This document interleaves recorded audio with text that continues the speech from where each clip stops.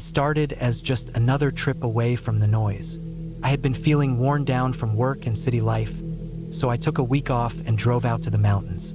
I booked a small wooden cabin far from any town, the kind of place where the nearest neighbor is miles away, and the only sounds you hear are wind in the trees and your own footsteps on the floorboards. I figured it would be quiet, maybe too quiet, but I wanted that. I told myself I needed it. The road there was narrow and winding, climbing up into denser forest the higher I went. Patches of sunlight slipped between tall pines, lighting the dirt like gold, then fading again into shadow. The air got cooler as I gained elevation. I stopped once to check the map on my phone, then realized I had lost signal. That didn't bother me much at the time. The cabin owner had emailed me directions, and I'd written them down on paper in case the phone failed. By the time I reached the turnoff, the sun was already leaning west, the light softer and longer. A narrow gravel road led into thicker trees. It crunched under my tires, each turn making me feel farther from civilization. My tires kicked up dust that hung in the low light. After another 10 minutes, I saw the cabin. It was simple. A single-story wooden structure with a tin roof, a small porch, and 2 windows on the front. The wood was weathered gray, but the place looked sturdy. The porch creaked when I stepped onto it.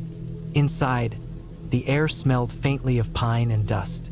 There was a living space with a small couch and an old wood stove, a kitchenette along one wall, and a bedroom with a single bed. A bathroom sat off to the side. It wasn't luxury, but it was clean and functional. I unpacked slowly, taking my time, listening to the muffled hush of the forest through the windows. The only movement outside was branches swaying in the wind. I cooked a simple dinner on the propane stove, ate while leaning on the counter, and then sat on the porch as the light faded to a dull orange. Out here, darkness comes fast. When the sun dropped, the forest turned black almost instantly, the kind of black that makes you feel small. That first night, I slept deeply, but at some point before dawn I woke. I didn't know why. The cabin was still. No sounds inside, just faint wind outside. My ears strained for something, anything, but I only heard my own breathing. I rolled over and tried to sleep again. In the morning, I decided to explore. I followed a narrow trail behind the cabin that wound through thick undergrowth. The soil was damp in places, and old leaves crunched under my boots. I saw animal tracks, deer mostly, and once heard a branch snap deeper in the woods, but nothing came close. After about an hour, I looped back. Later that afternoon, while stacking some firewood outside, I noticed something odd in the soft dirt by the porch steps. A footprint. It was boot-shaped, longer than mine, and fresher than the deer tracks I'd seen. At first I thought maybe it was from the owner dropping something off before I arrived, but the cabin key had been in a lockbox, untouched. I brushed it off and kept working, telling myself it didn't matter. That night, the air felt heavier, as if the forest was holding its breath.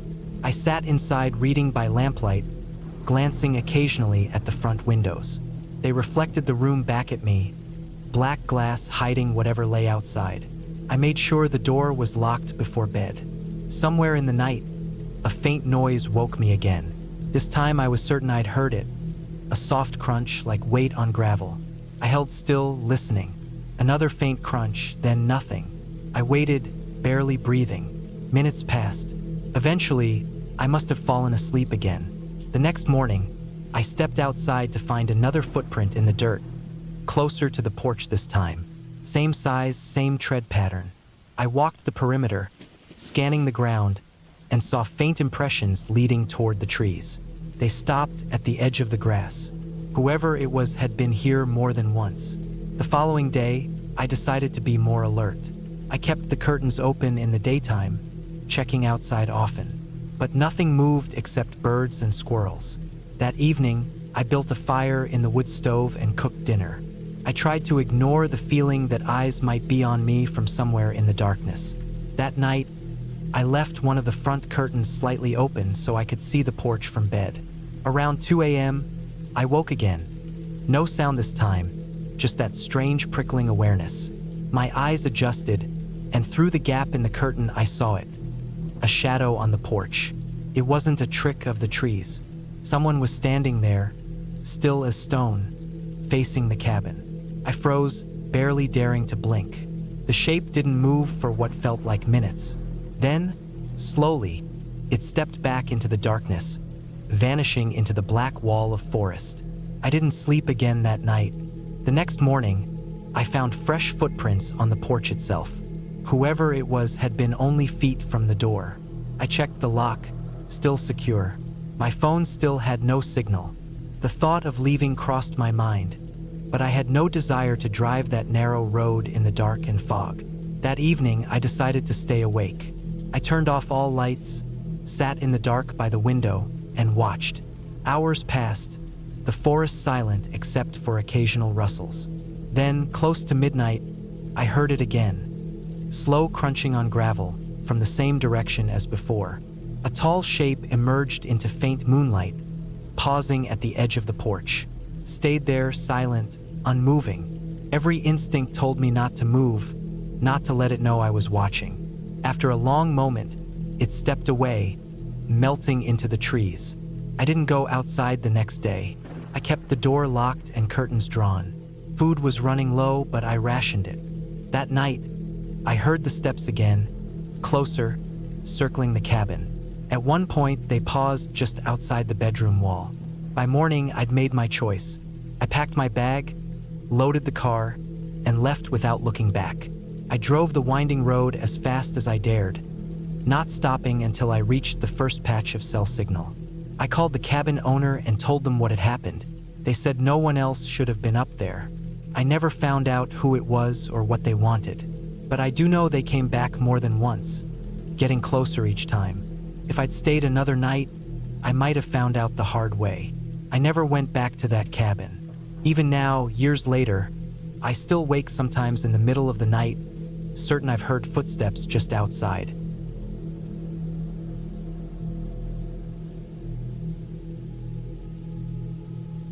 I came to the cabin in late September, right before the cold started to set in. The air had that sharp smell of fallen leaves and damp earth, the kind that told you the forest was slowly shutting down for the year. The drive from town had been long, most of it along a narrow gravel road that wound through dense pine and spruce, the kind of road where you never see another vehicle for hours. I had been looking forward to this trip for months, thinking it would be a chance to be away from people, away from noise, just me and the stillness of the woods. The cabin wasn't much. A single-story wooden structure with a small covered porch, sitting about 50 yards from the tree line. The roof looked weathered but solid, the siding stained dark from years of rain and snow. The windows were single pane, and the glass had that slightly wavy look older glass gets. There was a stack of firewood against one wall, covered by a sheet of metal roofing weighted down with rocks. The nearest neighbor was at least 4 miles away, and even that was just another cabin used seasonally. There was no cell service here, no internet, no landline. If I needed help, I'd have to drive back into town, and even that would take over an hour. Inside, the cabin was basic but comfortable enough. One main room with a small kitchen in the corner, a wood stove in the middle, a worn couch against the wall, and a narrow hallway leading to a single bedroom and a tiny bathroom. There was a faint smell of old wood and ash, not unpleasant, just the kind of smell that came from a place being closed up most of the year. I unpacked my gear, stacked my food in the kitchen, and got the stove going to take the edge off the chill. The first couple of days were quiet and uneventful. I split some of the firewood, walked the trails near the cabin, and just sat on the porch listening to the wind move through the trees. The forest was alive in its own quiet way. Small animals moving through the underbrush, the occasional distant crack of a branch, the muffled rush of a bird taking off from somewhere above. At night, it got cold quickly, the kind of cold where you could see your breath inside if the stove wasn't going strong. On the third day, I decided to walk farther than usual. There was an old logging road that started behind the cabin and curved deep into the woods. The trail was overgrown in places, and my boots sank slightly into the damp moss. About an hour in, I came across a set of footprints. They were fresh, pressed deep into the soft ground, and headed in the same direction I was walking. At first I thought maybe it was a hunter, but the prints were wide and heavy, and the stride looked longer than most. They weren't animal tracks, too broad for a deer, too long for a bear. These were human, but big. I followed them for a while, mostly out of curiosity, until they veered off into thicker brush. I didn't feel like pushing through, so I turned back. By the time I reached the cabin, the sun was already low, staining the tops of the trees orange. That night, I heard movement outside. Not the usual rustle of small animals, this was heavier. I was lying in bed, the stove still glowing in the other room, when I heard what sounded like slow, deliberate steps on the porch. The wood creaked under the weight. I stayed still, listening. After a few moments, the sound stopped. Then there was the faintest scrape, like something brushing against the siding. I waited, not moving, until I finally drifted into a shallow sleep. The next morning, I went outside and checked the porch. Nothing obvious, no damage, but when I walked around to the side of the cabin, I saw something in the dirt. 2 large boot prints, the same shape and size as the ones I'd seen on the trail.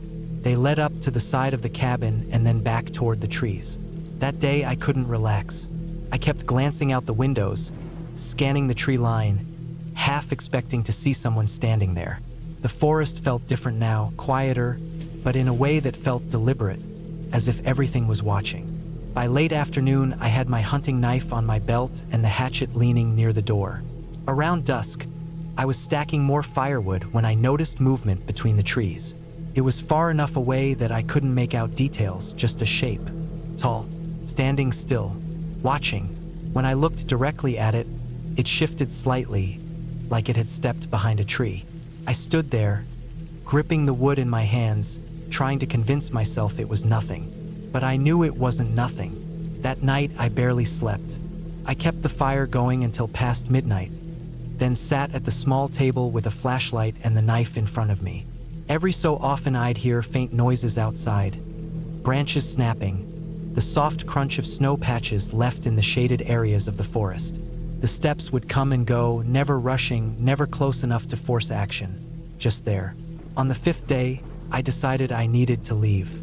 It wasn't fear exactly, more like a deep unease that had been building since I found those prints. I started packing my gear early, but I kept glancing out the windows. At one point, I saw movement again, closer this time, maybe 50 yards from the cabin. The figure was partially hidden by brush, but it was definitely a man. Broad shoulders, dark jacket. He wasn't moving toward me, just standing there. I went back inside, closed the door, and sat on the couch with my boots still on. An hour later, I heard the porch creak again. This time, the steps were slow, spaced far apart, like whoever it was testing the boards. I didn't move, just held the knife in my lap and listened. The sound stopped, followed by a long silence. Then a faint metallic sound, my firewood hatchet being shifted against the wall. I didn't open the door. I didn't call out. I just sat there in the dim light until the sound of footsteps moved off into the trees. The next morning, I loaded my gear into the truck as quickly as I could. When I walked around the cabin one last time, I saw new prints in the dirt, circling the building. The size was the same as before, but now there were more of them, overlapping, as if the person had spent a lot of time just walking around out here during the night. Driving away, I kept checking the mirror until the cabin was out of sight. The road felt longer than before, every shadow between the trees looking like it could hide someone. When I finally reached the paved highway, I realized my hands were sore from gripping the steering wheel so hard. I never went back to that cabin. A month later, the property owner called to ask about my stay. He said when he went up there to close the place for winter, he found large boot prints in the snow leading from the tree line to the cabin, and then to the porch. There were no tracks leading away.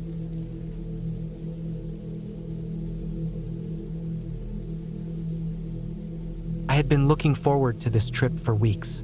The cabin was far from everything, tucked deep inside the woods about 20 miles from the nearest paved road. I wanted quiet. I wanted to be away from all the noise, the people, and the constant mess of daily life. I told myself that being alone out there would be relaxing, but as I drove the narrow dirt road that wound through the trees, the air felt heavier. The sun had dipped low enough to throw long shadows across the path, and every bump in the road sent small shivers up my arms as I gripped the steering wheel. The cabin was old, I had rented it from a man who said it had been in his family for decades. He claimed it was basic and off-grid, but he didn't say much else. The clearing it sat in was small, just enough space for the structure itself, a leaning woodshed, and a fire pit surrounded by damp logs. The trees pressed in close on all sides, tall and dark, their tops bending slightly in the wind. The roof of the cabin sagged a little, and the wood siding had gone gray with age. I parked the car to the side, my tires crunching on wet leaves, and shut the engine off. The silence that followed was deep enough that my ears seemed to ring for a second. I carried my bags inside, stepping over the uneven threshold. The smell inside was a mix of dust, old wood, and faint mildew. The main room was simple. A small table with 2 chairs, a wood-burning stove, and a single bed against the far wall. The mattress looked thin but clean enough. A small shelf by the stove held a few mismatched plates, a chipped mug, and a rusted tin kettle. The only window faced the clearing, its glass a little warped from age, making the trees outside look slightly bent. I lit a candle from the supplies I had brought. The waxy light spread across the room, catching on dust floating in the air. There was no electricity, no phone signal, and no sound except the faint rustle of leaves outside. I told myself this was exactly what I had wanted: peace, quiet, and time away from the world. Still, there was a strange tightness in my stomach that I couldn't quite shake. The first night passed without much happening. I made a small fire in the stove, boiled some water for tea, and sat on the bed listening to the wind move through the trees. The roof creaked softly now and then, and once I thought I heard a faint thump outside, but I told myself it was probably just a branch falling.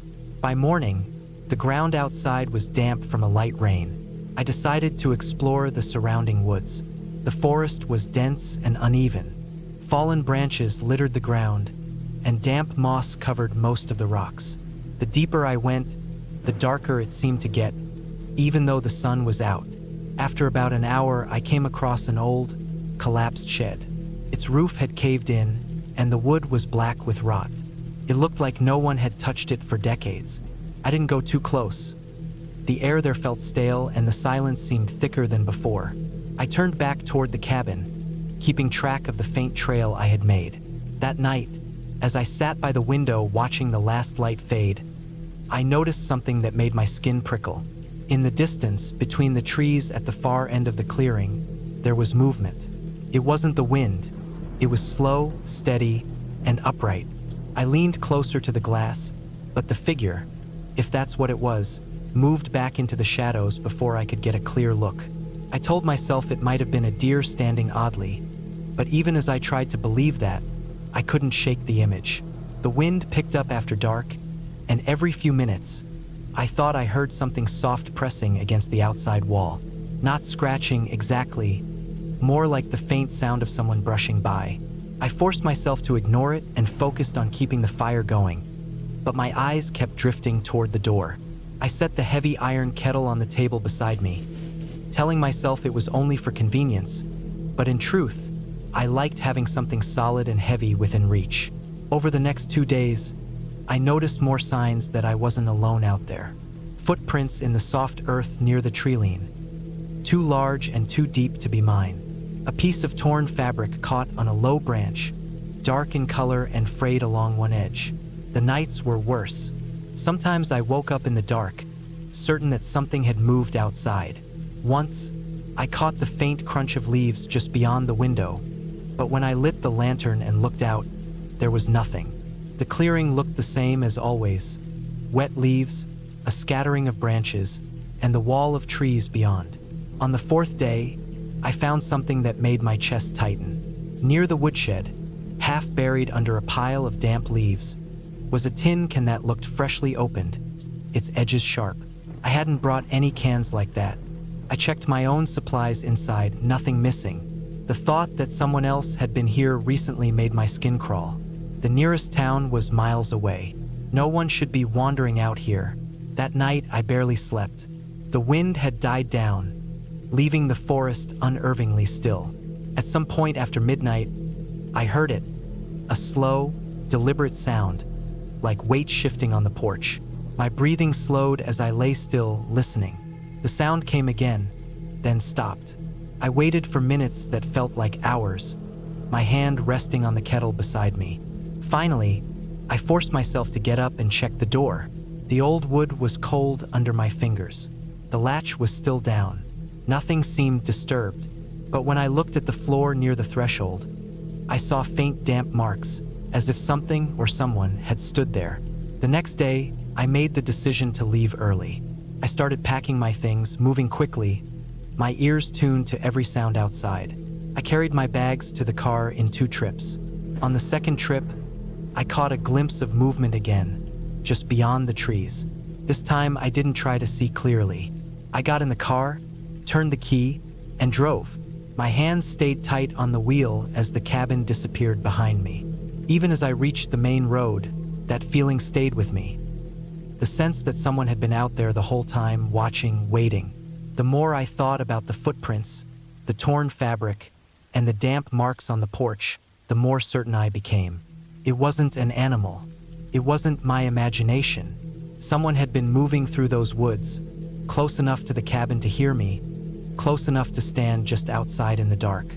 And I had left without ever knowing who they were or what they wanted.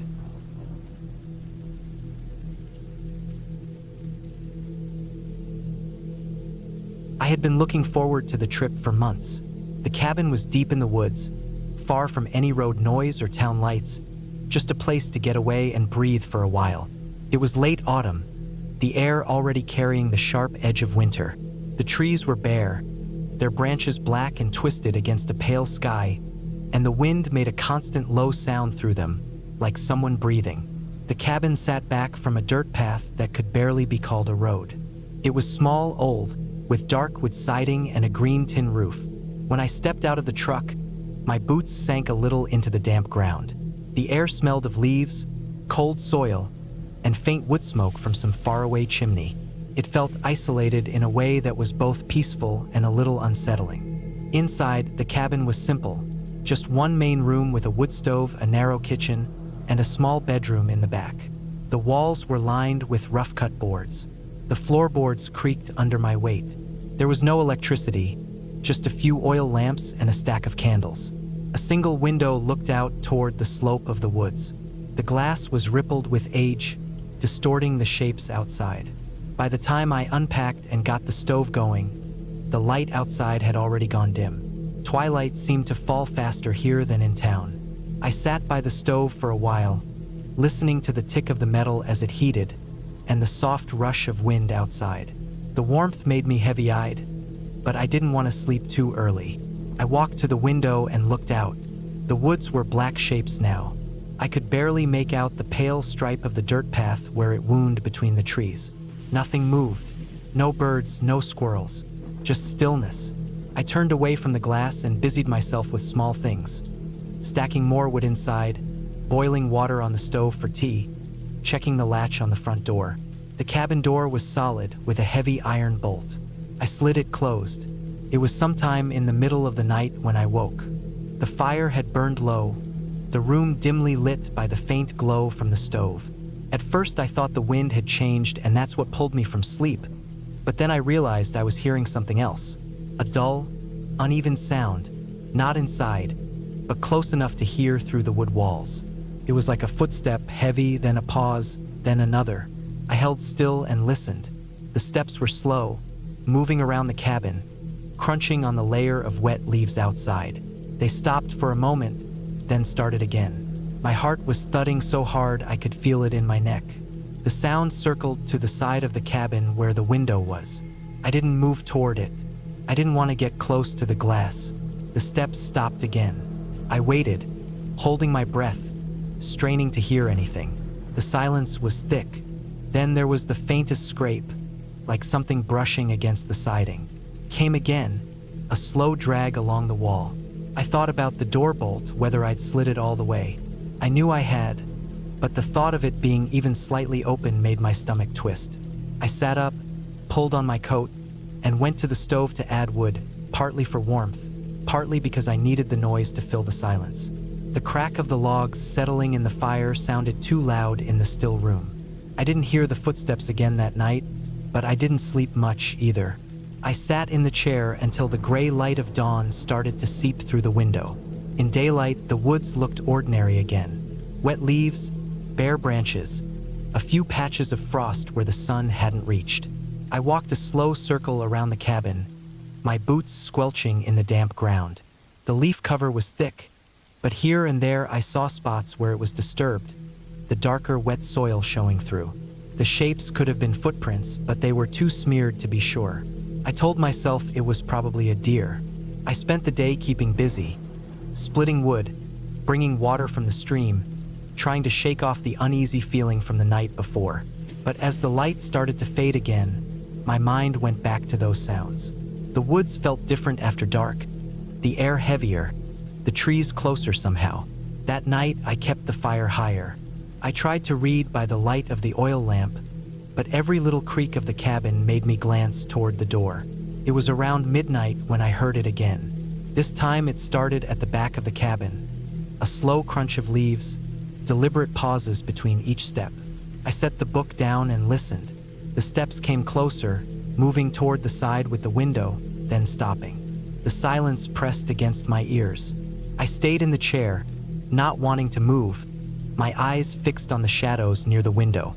The faint shape of the curtain shifted, just barely, as if from air movement.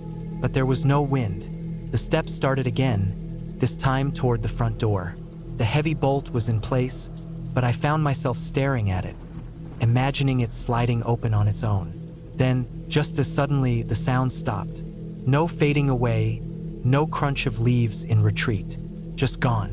I sat awake until the first light of morning. My hands were stiff from gripping the arms of the chair. I checked around the cabin again after sunrise. This time I saw them, prints in the damp soil near the back wall. Not boots, not shoes, bare feet. The toes pressed deep into the mud, the edges blurred by the damp. The prints were wide and long, and I could see where the weight had shifted from heel to ball, like someone moving slowly, carefully. They led toward the trees and vanished among the leaves. For the rest of that day, I couldn't shake the image of someone out there, barefoot in the cold, circling the cabin while I slept. I thought about packing up and leaving, but the truck was parked down the slope, and the idea of walking out there in the fading light made my skin crawl. So I stayed, telling myself I'd leave at first light. When night fell, the steps came again. This time they didn't circle. They came straight toward the door and stopped. I sat frozen, the fire's glow making the shadows flicker across the floor. The door creaked faintly under some weight against it. I could hear breathing now, slow, steady, too close. My chest felt tight. The breathing stopped, and the sound of retreating steps came, moving back into the trees until I couldn't hear them anymore. I didn't sleep. I waited for the sky to lighten, then grabbed my pack and left. I didn't look back at the cabin. I kept my eyes on the ground, on the narrow path, on the frost-rimmed leaves. Only when I reached the truck and had the doors locked did I let myself stop moving. Even now, I don't know who it was or why they were there, barefoot in the cold, circling that cabin night after night. I just know I won't go back.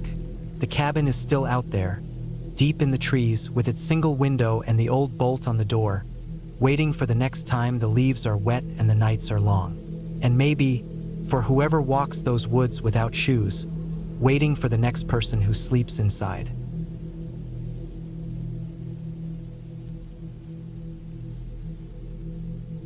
I went up to the cabin at the start of October. The road in was narrow and rough, climbing higher into the hills than I remembered from the summer. The air felt colder with each turn, and the trees grew thicker, their leaves already turning brown and orange. The cabin sat alone, set back from the dirt track with a thin strip of gravel leading to the front. It was small, built from dark, weathered logs with a single chimney leaning slightly to one side. I had been here before in warmer months, but this time I was staying alone, and the place felt different already. I parked near the steps and carried my bags in. Inside, it smelled of old wood and the faint must of damp that comes from being shut up too long. The furniture was plain. A couch with faded fabric, a wooden table scarred from years of use, and a narrow bed in the back room. There was no power except from a small generator I had brought, and no signal for my phone once I left the main road. The silence was heavy, broken only by the creak of the floor when I walked. The first evening I chopped firewood, stacking it neatly by the stove.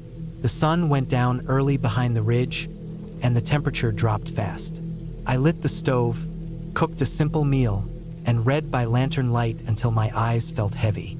The night outside was absolute black. I could hear the wind pushing through the trees, branches tapping against each other.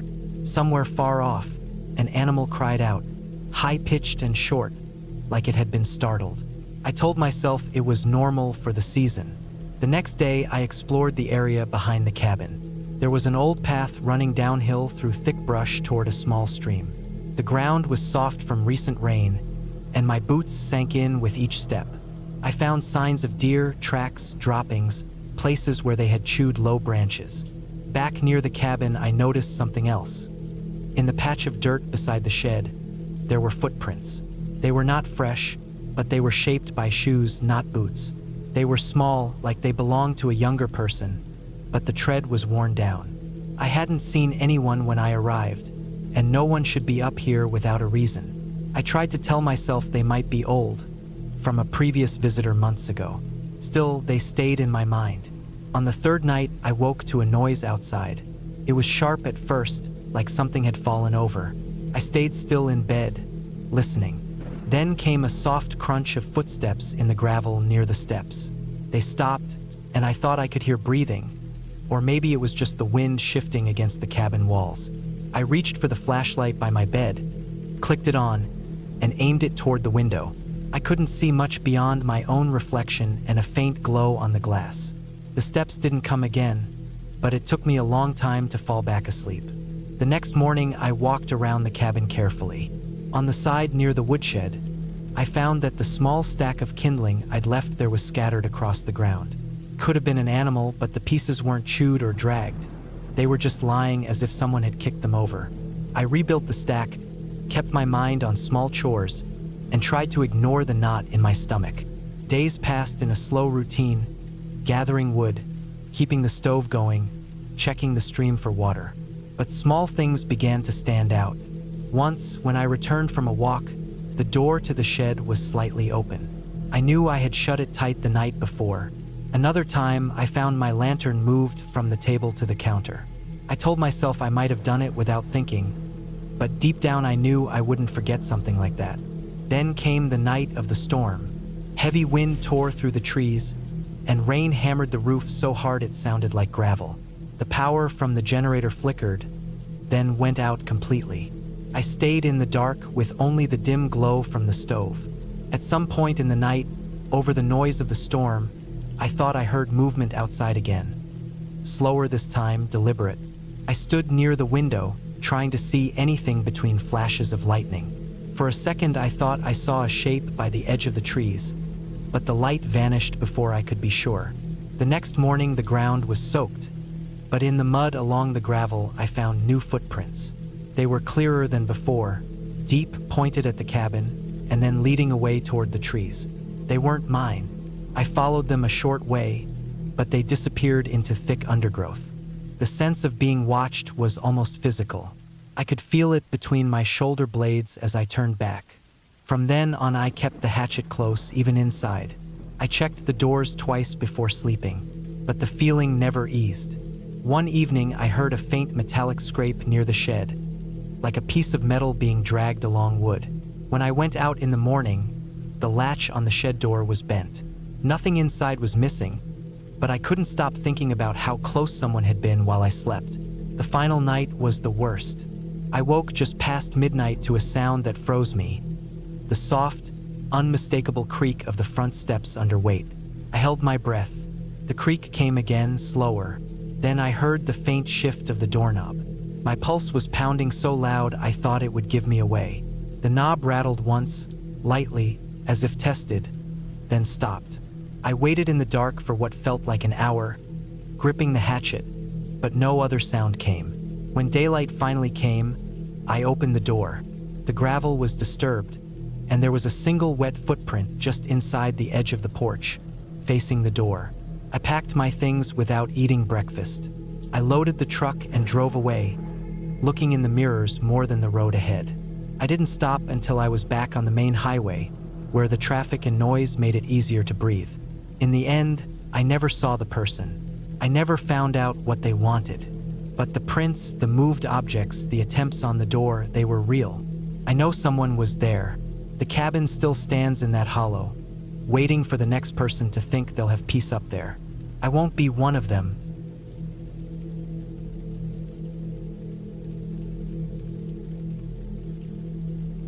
I had been staying at the small cabin for almost a week when the weather began to shift.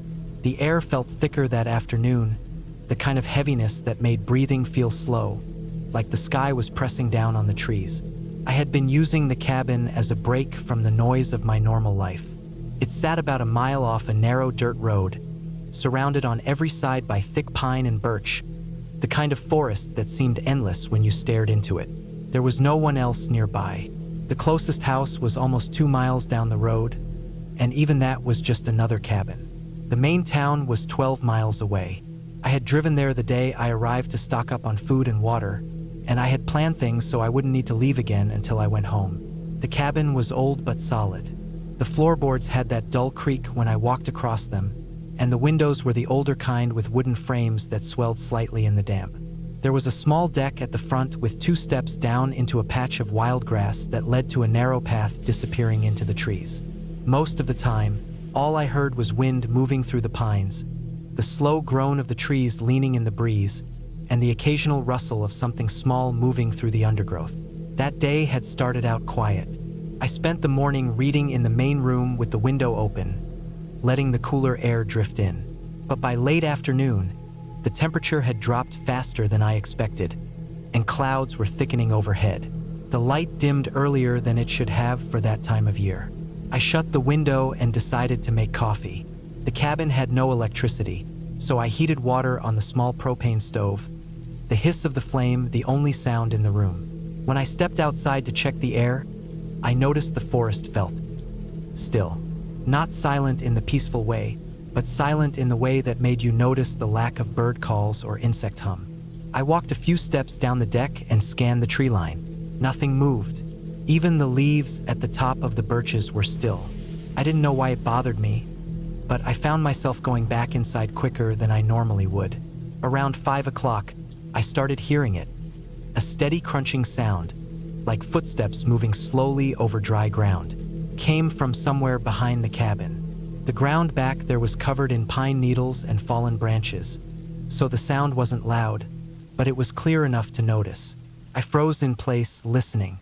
The steps were slow and spaced apart, not the quick scatter of an animal. They moved, paused, then moved again. I told myself it could be a deer. There were plenty around, and sometimes they wandered close. But the steps felt deliberate. After a few minutes, they stopped. I waited, standing by the window, watching the shadows shift slightly as the clouds moved. Nothing else happened. I tried to go back to reading, but I found myself glancing at the window every few seconds. The light kept getting dimmer, and the inside of the cabin felt smaller. I lit the small lantern I kept on the table. Its soft yellow light barely reached the corners of the room, and the shadows there seemed deeper. When it got dark, I cooked a simple dinner and tried to distract myself. I could still feel that strange awareness, that sense that something was close, even if I couldn't see it. I forced myself not to keep looking out the window. It must have been around 8:30 when I heard it again. This time, the sound came from the side of the cabin, near the deck. It was that same slow, steady crunch of weight pressing down on the ground. I sat completely still, fork halfway to my mouth. The steps moved toward the front, then stopped. I could picture exactly where they were, just a few feet from the deck steps. I didn't move. The air inside felt heavy, like I was holding my breath without realizing it. The silence stretched on. Finally, the steps started again, moving away toward the tree line. They faded slowly until I couldn't hear them anymore. I cleaned up dinner without turning on any more lights, keeping the lantern dim. Every sound outside seemed sharper. A twig snapping, leaves rustling. I went to bed earlier than usual, but sleep didn't come quickly. Every time I closed my eyes, I pictured the shape of someone standing just outside the cabin, watching. I must have fallen asleep at some point, because the next thing I knew, I was awake again. The cabin was dark, except for the faint light from the moon coming through the curtains. I lay still, trying to figure out what had woken me. That's when I heard it, the slow sound of the front deck creaking. One step, then another. Someone was walking across it. The sound stopped just outside my door. I could hear the faint shift of weight, the boards groaning quietly. My heartbeat felt too loud. I didn't move. No knock, no voice, just that stillness. After what felt like forever, the boards creaked again, moving back toward the steps, then silence. I stayed awake the rest of the night, listening. Nothing else happened. The next morning, I checked the deck. The boards had faint scuff marks on them, like something rough had been dragged lightly across. I checked the ground and found a few patches where the pine needles had been disturbed, but it was hard to tell if they were new.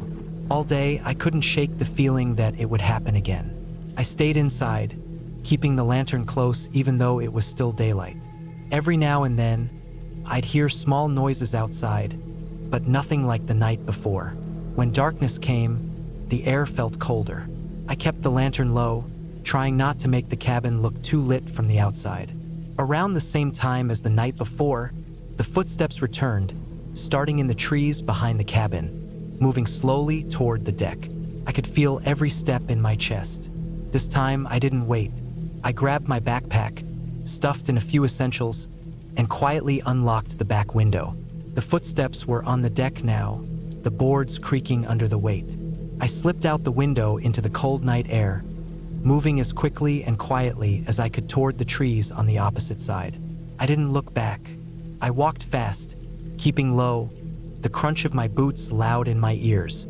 The forest was darker than I expected, the moon barely breaking through the canopy. My only thought was to reach the dirt road. The footsteps on the deck had stopped, but I didn't dare slow down. It took longer than I thought to reach the road. My legs ached, and my breath was loud. When I finally saw the faint pale strip of dirt ahead, I didn't stop moving until I was standing in the open, scanning both directions. I walked the 2 miles to the nearest cabin, my ears straining for any sound behind me. I never saw anyone on the road, and I never heard the footsteps again. The next day, I returned with a friend from town to collect the rest of my things. The cabin looked exactly as I had left it, except for one thing. In the dirt near the deck steps were clear, deep prints. Boots, large ones. They circled the cabin twice before stopping at the front door. The tracks led back toward the forest, then vanished into the trees. I never stayed there again.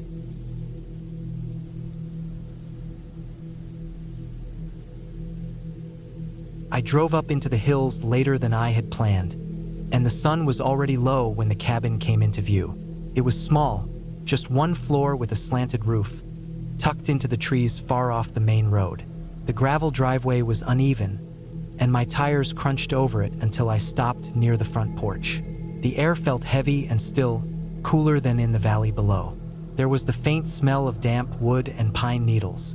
The windows of the cabin were dark, and the paint on the siding was worn in places, showing gray boards underneath.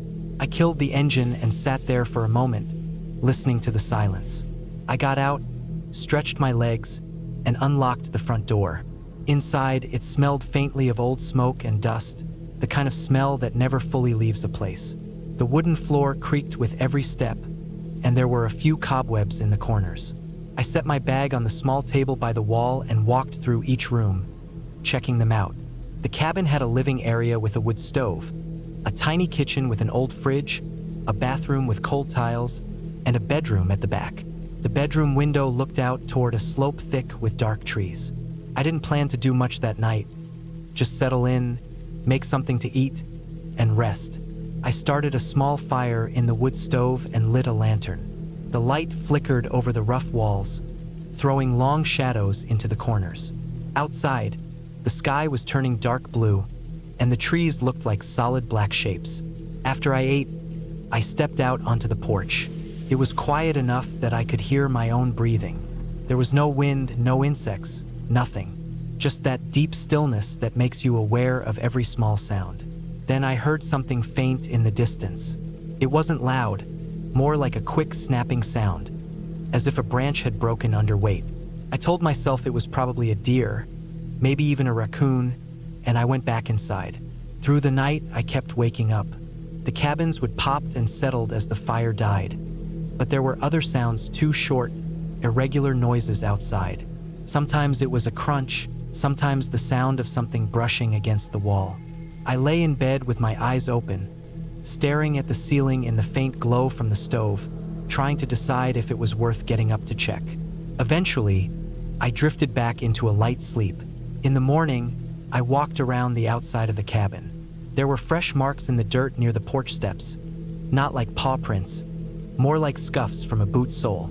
They were faint, but they didn't look like mine. The ground was too dry for a clear print, so I couldn't be sure. I told myself it could have been the delivery guy who dropped off firewood last week, or maybe even just the way the dirt had shifted. Still, it bothered me. That day, I went for a short hike, stuck to the trails, and came back before the light faded. The forest felt different now, quieter, heavier. I noticed broken branches at shoulder height in a few places, and the smell of damp earth was stronger, as if the ground had been disturbed recently. By the second night, the noises were harder to ignore. Around midnight, there was the sound of slow, deliberate steps on the gravel.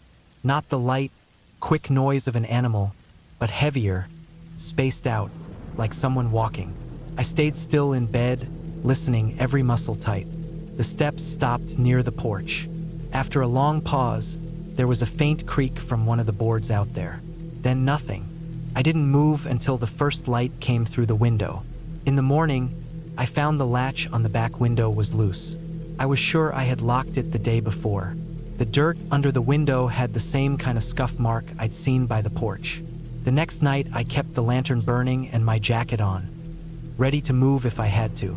It was around 2 in the morning when I heard the steps again. This time, they circled the cabin slowly. Gravel, then the soft crunch of pine needles, then gravel again. They stopped near the bedroom wall, just feet from where I lay. I could hear my own heartbeat, and for a moment I thought I heard slow breathing from outside, but I couldn't be sure. After that, I decided to leave in the morning. I didn't bother making breakfast, just packed my bag and loaded the car while it was still dark. When I stepped off the porch, I saw it clearly in the beam of my flashlight. Fresh boot prints in the dirt, larger than mine, leading from the trees toward the cabin and back again. I drove away without looking in the mirrors, the tires kicking up gravel. By the time I reached the main road, the sun was starting to rise. I didn't stop until I was miles away, and even then, the image of those prints stayed in my mind, knowing whoever made them had been there more than once, watching, waiting, and close enough to touch the walls while I slept.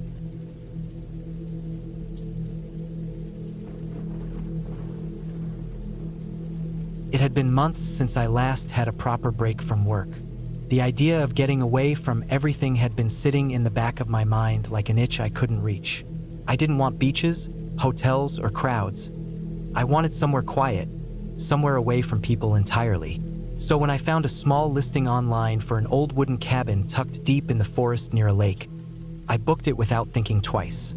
The photos showed a simple structure, weathered boards, a slanted metal roof, a porch that sagged just a little at the middle. The ad mentioned no neighbors within several miles. It sounded perfect. The drive there was long, the kind where the roads get narrower and narrower until you're not sure if you're on a real road anymore. I left the last bit of cell service behind about an hour before reaching the place. The trees grew denser as I drove, their branches reaching across the road to touch above me, forming a tunnel of green. The sound of the tires crunching over gravel felt strangely loud in that stillness. By the time I finally saw the cabin through the trees, the sun was beginning to drop, and everything had that deep golden glow that makes the world look softer than it really is.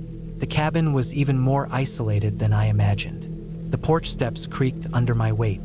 Inside, the air smelled faintly of pine and old dust. The main room was small, just a couch, a low table, a wood-burning stove, and a narrow counter with a sink. In the corner sat a small propane fridge. The single bedroom was barely big enough for the bed and a dresser. The bathroom had only a shower stall, toilet, and a cracked mirror above the sink. It was exactly what I was looking for. That first evening was peaceful. I unpacked, made a simple meal, and sat on the porch watching the lake through the gaps in the trees. A loon called somewhere far away. The air cooled quickly, and when I went back inside, I lit the stove for warmth.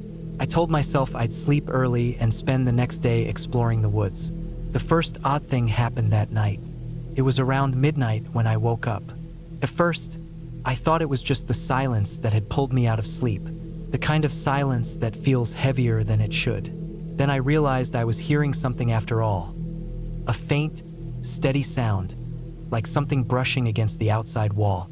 Not scratching exactly, more like a soft drag. I lay still, listening, trying to figure out if it was an animal or the wind. But the trees outside were still. There was no wind. The sound went on for maybe a minute before stopping abruptly. I stayed awake a long time after that, waiting, but it didn't return. The next morning was clear and bright. I walked around the cabin to check for anything unusual, half expecting to see claw marks or something left behind by an animal. There was nothing. The grass and dirt around the place were undisturbed. I told myself it had just been a tree branch shifting against the wall, even though I knew no branches touched the cabin. I spent most of that day exploring the trail that led down to the lake. It was less than a 10-minute walk, and the view was incredible, the water still and glassy, reflecting the sky. I didn't see anyone else, and there were no boats or signs of activity. I liked that. I stayed down there for hours, listening to the water lap against the shore. It was the kind of quiet that made you feel very small. By the second night, I had settled into the place. I cooked dinner, read for a while, and went to bed. At some point in the night, I woke again to the same brushing sound. This time, it was slower, drawn out, almost deliberate. I stared at the ceiling in the dark, my heart picking up speed. The sound moved along the wall, then stopped near the window.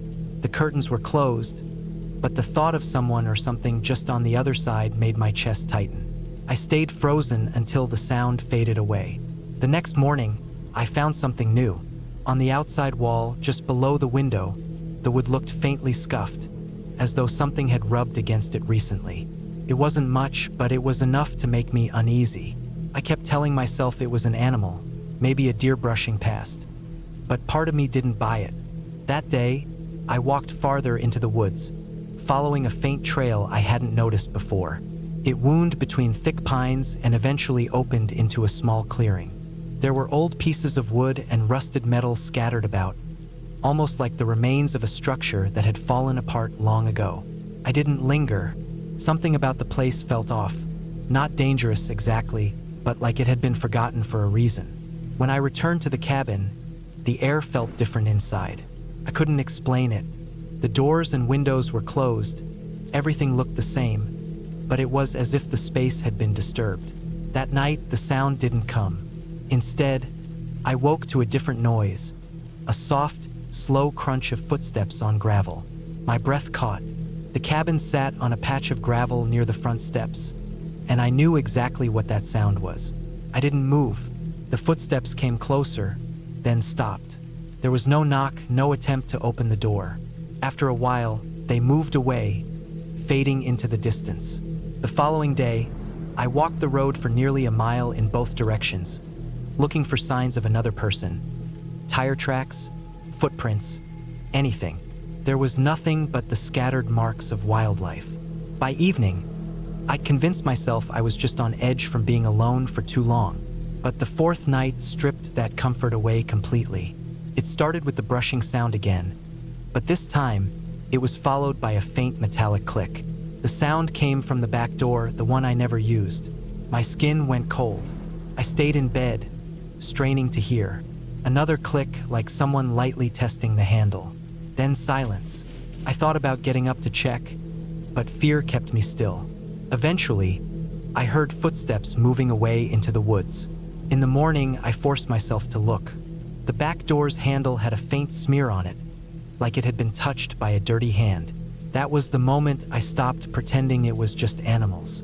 Someone had been coming here. Someone who didn't knock, didn't announce themselves, just circled the cabin at night. The days that followed were a blur of unease. I started locking the doors even during the day. I kept the curtains shut. I barely slept. Every creak in the wood, every rustle outside made me tense. On the sixth night, the worst happened. I woke to the sound of the back door's handle turning. Slowly, deliberately. Then came the faint pressure of someone testing the door. It was locked, but the thought of them standing just feet away made me sick. After a long pause, the sound of footsteps moved toward the side of the cabin, then the front. The porch steps groaned under the weight of someone standing on them. For several minutes, nothing else happened. Then they walked away. I left at first light. I didn't pack neatly. I just threw everything into the car and drove. I didn't stop until I reached the nearest town with cell service, where I called the property owner. They seemed surprised, said no one else should have been anywhere near the cabin. I didn't bother staying to find out more. Even now, months later, I still think about those nights. The brushing sound, the footsteps, the slow turn of the handle. I'll never know who it was or what they wanted, but I know I won't ever stay alone in a place that isolated again.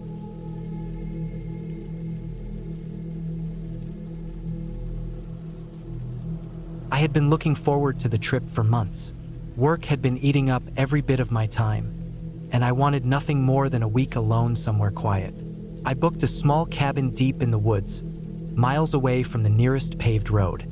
The listing had mentioned no cell service, which only made it better in my mind. I wanted silence. I wanted nothing to interrupt me. The drive there took most of the day. The last hour was along a narrow dirt road that wound through thick trees. The further I went, the fewer signs of people I saw. The road dipped and climbed, branches scraping the sides of my truck. By the time I pulled up to the cabin, the sun was already low, the shadows long and thin. The cabin was small and weathered, with a porch that leaned slightly. There was a woodpile stacked against the side and a metal chimney poking from the roof. Inside, it was basic but comfortable.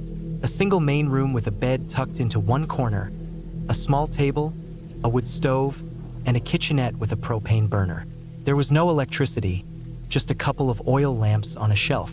The air inside smelled faintly of old wood and smoke. I spent that first evening unpacking my gear, stacking my food in the cooler, and making sure the wood stove worked. The night came quickly. Out here, without city lights, the darkness was heavy. When I stepped outside before bed, the forest was completely still. No wind, no insects, no distant hum of traffic. It was almost unsettling how quiet it was. The first 2 days passed without incident. I spent my time reading, cooking simple meals, and walking the trails behind the cabin. I'd hear birds in the mornings, see deer in the distance, and watch the sunlight move slowly through the trees. At night, I'd sit on the porch and listen to the occasional rustle in the brush, assuming it was raccoons or squirrels. It was on the third night that I noticed something different. I had been lying in bed, half asleep, when I heard the faint sound of something moving outside. It wasn't the quick scurrying of a small animal. This was slower, heavier, a measured pace. I stayed still, listening. The sound moved along one side of the cabin, then stopped. I told myself it was probably a deer. I didn't get up. The next morning, I found something odd. In the dirt near the woodpile were prints. They weren't from an animal. They were from boots. Not mine. The tread was different, wider, with a distinct pattern. The prints led from the edge of the trees to the side of the cabin and then back again. I stood there for a long moment trying to make sense of it. Maybe it was from whoever maintained the place, though I hadn't been told to expect anyone. I tried to brush it off, but all day I found myself glancing into the trees more than usual. I cut more wood, kept the fire going, and stayed close to the cabin. That night, I made sure to lock the door, even though it was just an old latch. I set one of the oil lamps near the bed so I could light it quickly if needed. The noise came again, this time earlier in the night. Slow footsteps, circling, the crunch of leaves, then silence. I waited, heart pounding, but the sound didn't return. Eventually, I must have drifted off. On the 5th day, I found something else. Near the trail where I'd been walking, there was a small clearing. In the middle of it was an old campfire ring. I passed it before, but now there was fresh ash inside. Someone had been here recently. The ground nearby was disturbed, boot prints again, and a couple of empty cans lay on the ground. I didn't like it. It meant someone was camping close, probably without me knowing. I decided to cut my hike short and return to the cabin. That night, the noises returned, closer than before. I stayed completely still in bed, straining to hear. A faint scrape against the porch boards. The sound of something testing the door latch. I reached for the flashlight I'd left beside me and gripped it tight, but I didn't turn it on. The sound stopped. Minutes passed. Then I heard slow steps retreating into the trees. By morning, I'd made up my mind. I would leave a day early. I started packing, but part of me didn't want to go outside to load the truck yet. I moved quietly, keeping the door shut. Around midday, I finally stepped out to bring my things to the vehicle. That's when I saw it. A pile of rocks stacked neatly in the middle of the yard. They hadn't been there yesterday. On the top rock, there was a small strip of fabric torn from clothing. My stomach tightened. I scanned the tree line, but nothing moved. I worked fast, throwing my gear into the truck bed. I kept my head up, glancing around every few seconds. I climbed into the driver's seat, started the engine, and began backing down the narrow path. As I drove away, I caught sight of movement in the side mirror. A figure partly hidden by the trees watching.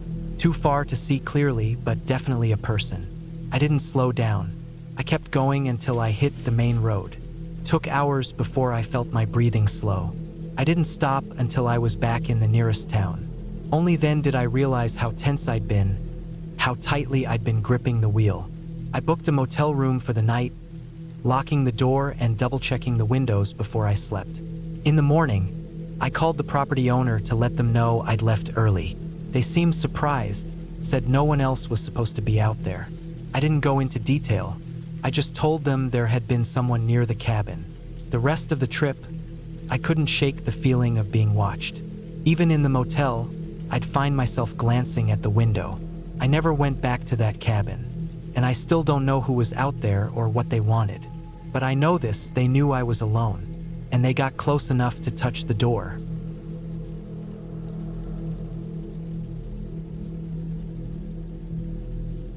I had decided to spend the weekend alone in the old cabin at the edge of the woods, the one my uncle used to use during hunting season. It was far from the road, hidden down a dirt track that twisted for miles until it disappeared into thick trees.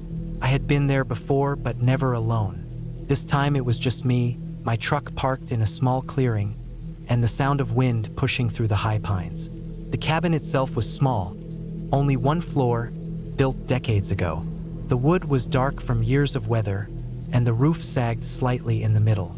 There was a small porch, its boards soft under my boots, and one window looking out toward the path I came from. Inside, it smelled faintly of smoke from the old fireplace, mixed with the dry, dusty scent of wood that had been shut up for too long. The floor creaked in certain places. The furniture was simple: an old wooden table, 2 chairs, a couch with sun-faded cushions, and a narrow bed in the back room. I had brought enough supplies to last a couple of days. Cans of food, a small cooler of drinks, a flashlight, a lantern, a sleeping bag, and my phone, though I knew it would be useless for signal this far out. There was no electricity in the cabin. The only light after dark would come from the lantern or the fire. I wasn't worried. I had planned for that. First, it was calm. The quiet was deep, the kind of quiet you only find far away from town. I could hear the occasional snap of a twig in the woods, probably from squirrels or birds. The air was cooler than it had been in the city, and I could smell damp leaves somewhere nearby. I spent the afternoon stacking some firewood near the porch and checking the small shed out back. The shed held a few tools, some fishing gear, and an old axe leaning against the wall. The handle of the axe was smooth from years of use, and the blade still sharp enough to split logs. I left it there and went back to the cabin. By the time evening came, I had a small fire going in the fireplace. The orange glow filled the room, and the shadows of the furniture stretched along the walls. I ate some soup, listened to the wind outside, and thought about how peaceful it felt to be away from everything. The night came quickly in the woods.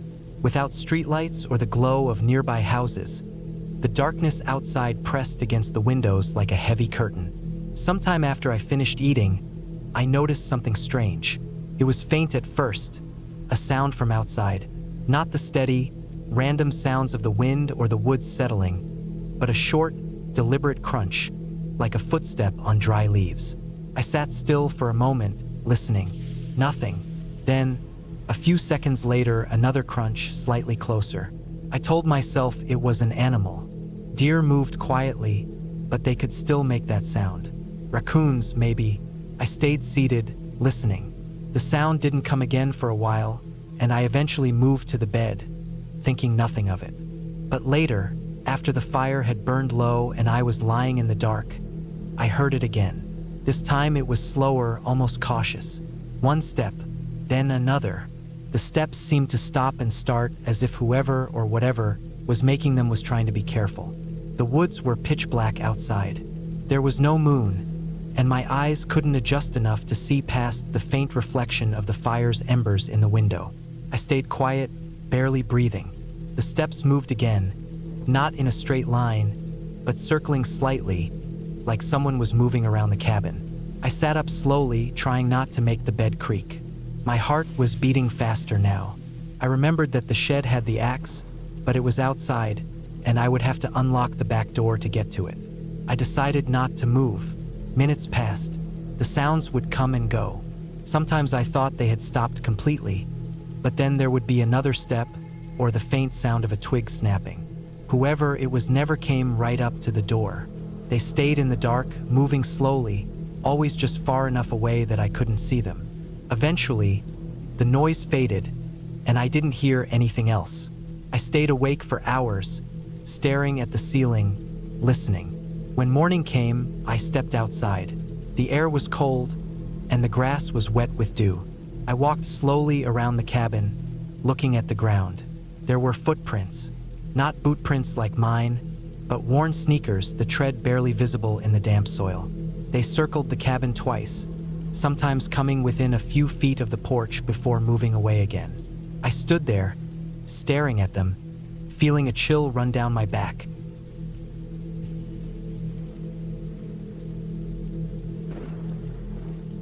I reached the cabin just before sunset. The air felt colder than I expected, and the light in the forest had that heavy, muted look that happens before night comes fast. The cabin stood a little back from the dirt track, its wooden walls dark and damp from years of weather, and the roof leaned slightly to one side as if time had been pushing against it. I parked the truck a few yards away because the ground closer was soft from recent rain, and the tires had already sunk slightly when I slowed down. The silence here felt heavy, like it wasn't just the absence of noise, but something that settled into your ears and stayed there. No distant cars, no human voices, not even the sound of running water from the creek nearby. Only the faint tapping of a branch against the cabin side when the wind moved. The air smelled like wet pine, earth, and a faint moldy scent coming from the old boards. Inside, the cabin was darker than I thought it would be. I had to wait a moment for my eyes to adjust. There were two rooms, the main one with a table, two chairs, and a small counter with a sink, and the other a smaller back room that had an old bed frame with a thin mattress.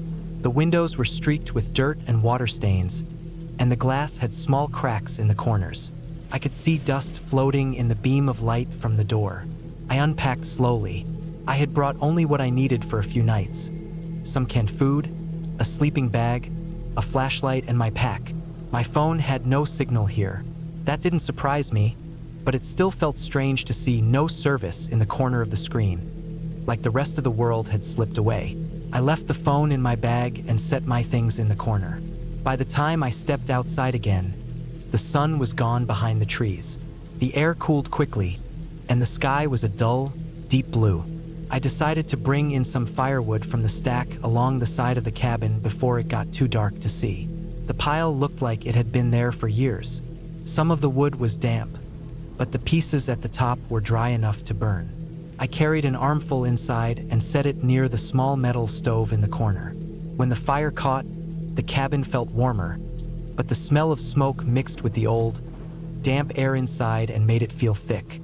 I sat on one of the chairs, letting my body relax from the drive, but I kept noticing little creaks from the walls and roof.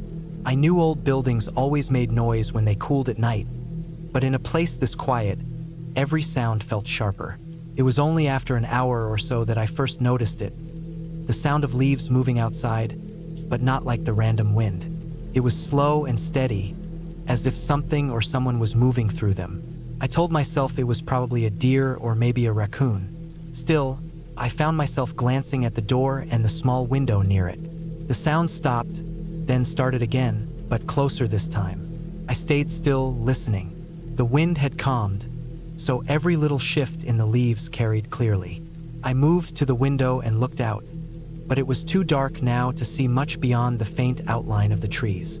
My eyes kept catching shapes that might have been movement, but I couldn't be sure. I sat back down, but my body stayed tense. The fire cracked softly, and now and then a pop from the wood made me flinch more than it should have. My ears kept straining for that slow sound of movement outside. When it didn't come again, I told myself I'd probably imagined it. Later that night, when I finally lay down on the bed in the back room, I left the fire burning low. The light flickered across the ceiling, and the shadows kept shifting in ways that made my eyes play tricks on me. I must have dozed off, but I woke suddenly, unsure what had pulled me out of sleep. The cabin was colder, the fire mostly burned down to red coals.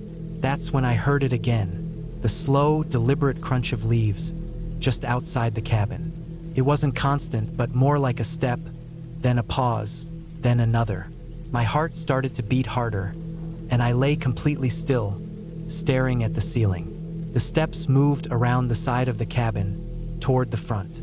I thought about grabbing the flashlight, but I was afraid the beam would show me something I didn't want to see. The steps stopped near the front wall, and for a long moment there was nothing. Then there was a faint scrape, metal against wood. I forced myself to move quietly to the main room. The front door had a latch, but it wasn't much, just a thin bar of metal that could be forced open easily. I stood near the stove, not breathing too loud, listening. The sound came again, softer this time, like someone testing the latch from outside. Every part of me wanted to open the door and yell out, but the thought of being face to face with whoever or whatever was there froze me in place. Instead, I waited, watching the latch. It didn't move again. Eventually, after what felt like forever, I heard the crunch of leaves again, moving slowly away toward the trees. I didn't sleep the rest of that night. I sat near the fire until the first light started to show in the window. When I finally stepped outside, the ground was wet with morning dew. I walked around the cabin. Near the front steps, the leaves were disturbed in a clear path, leading into the woods. The marks were too large and spaced too far apart to be from an animal like a raccoon or fox. They were human. That day, I stayed close to the cabin, not wanting to wander far.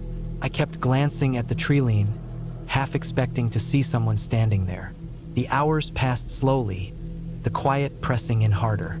Even in daylight, it felt like the trees were holding something just out of sight. When night came again, the tension returned with it. I added more wood to the fire, keeping the light strong inside. I set the flashlight next to me and kept my ears open. The first few hours were uneventful, but just past midnight, I heard it again, those slow, heavy steps. This time they came from the backside of the cabin. I pictured someone circling, staying just out of sight of the windows.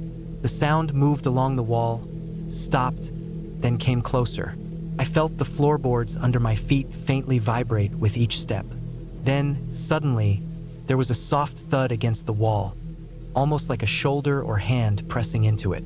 It stayed there for several seconds before moving on. The steps faded into the distance, and the silence returned. I knew then I couldn't stay another night. Whoever was out there wasn't just passing by. They were testing, waiting, maybe even trying to scare me into making a mistake. Morning couldn't come fast enough. When the first gray light appeared, I packed my things fast. I stepped outside with my bag and froze. About 30 feet from the cabin, between the trees, stood a figure. I couldn't make out a face, but I could see enough to know it was a man. Tall, still, watching me. I didn't move for a long second, then I walked quickly to the truck, keeping my eyes on him. He didn't step closer. He just stood there until I started the engine. The tires spun slightly in the damp earth before catching, and I drove back down the dirt track without looking back. Even hours later, on the main road, I kept checking my mirrors. The cabin was far behind me now, but the image of that man standing in the trees stayed in my mind. He hadn't needed to speak or even move to make it clear. I wasn't welcome there. And if I had stayed one more night, I wasn't sure I would have left at all.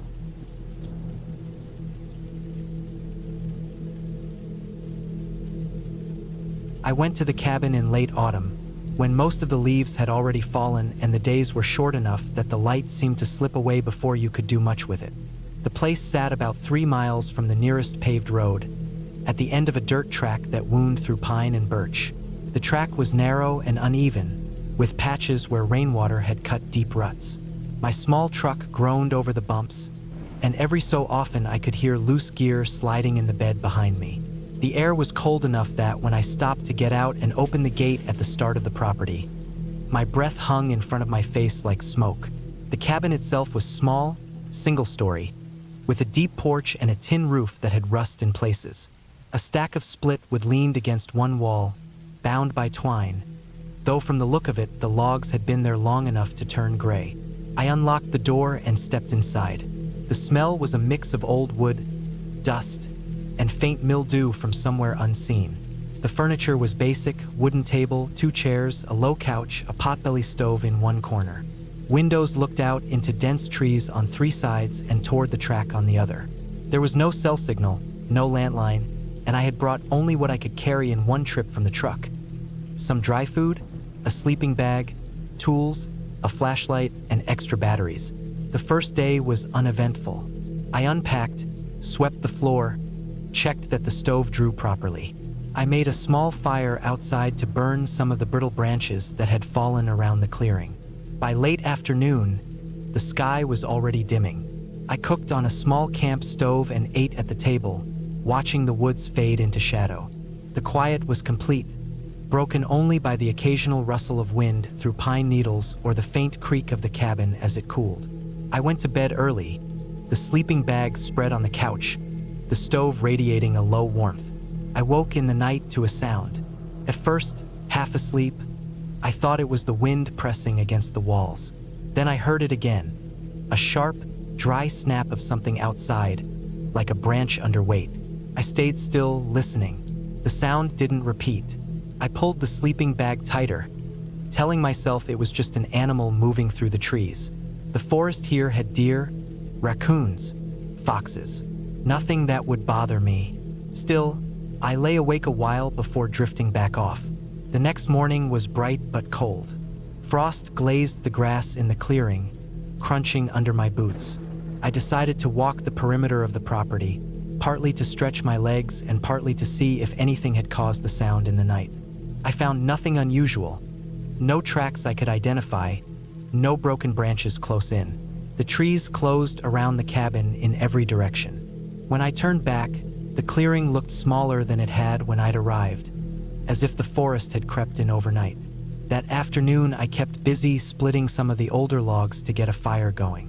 I worked until my shoulders burned. By the time I stopped, the sun was low again. I cooked, read from an old paperback I'd brought, and tried to ignore how quickly the cold seeped in whenever the stove burned low. That night, the sound came again, this time softer, like movement just beyond the porch. No footsteps exactly, just something shifting weight, careful. I stayed still, heart hammering, eyes fixed on the dark square of the window. After a long stretch of silence, I told myself it was only the trees creaking in the cold, but it took hours to fall asleep. On the 3rd morning, I found something strange. At the edge of the clearing near the treeline, there was a small patch of disturbed earth. The soil here was hard and partly frozen, but something had scraped at it, shallow grooves about the width of my fingers. No paw prints, no boot tread, just the marks. I crouched there for a while, my breath clouding in the air, then turned back toward the cabin with an uneasy feeling. The days blurred. I kept to a routine: wake, tend the stove, walk the clearing, work on small repairs, eat, sleep. But the nights grew harder. The sounds were not every night, but often enough. Snaps, soft drags, faint thuds. Once I woke to a deep metallic ping, as if something had tapped the tin roof. I'd sit in the dark, ears straining, the cabin's silence pressing down, feeling more like waiting than resting. One evening, as the last light drained from the sky, I noticed something new. Near the disturbed patch of ground, there were two small stones stacked on each other. They hadn't been there before. The top one was smooth and round, balanced neatly on a flat one. I didn't touch them. I went back inside and barred the door from habit, though the latch was sturdy enough. That night, I kept the lantern burning long after the stove's heat had faded. The following morning, the stones were gone. In their place, another shallow scrape in the soil, longer than the first. I stood there for a long time, scanning the trees, listening. Nothing moved.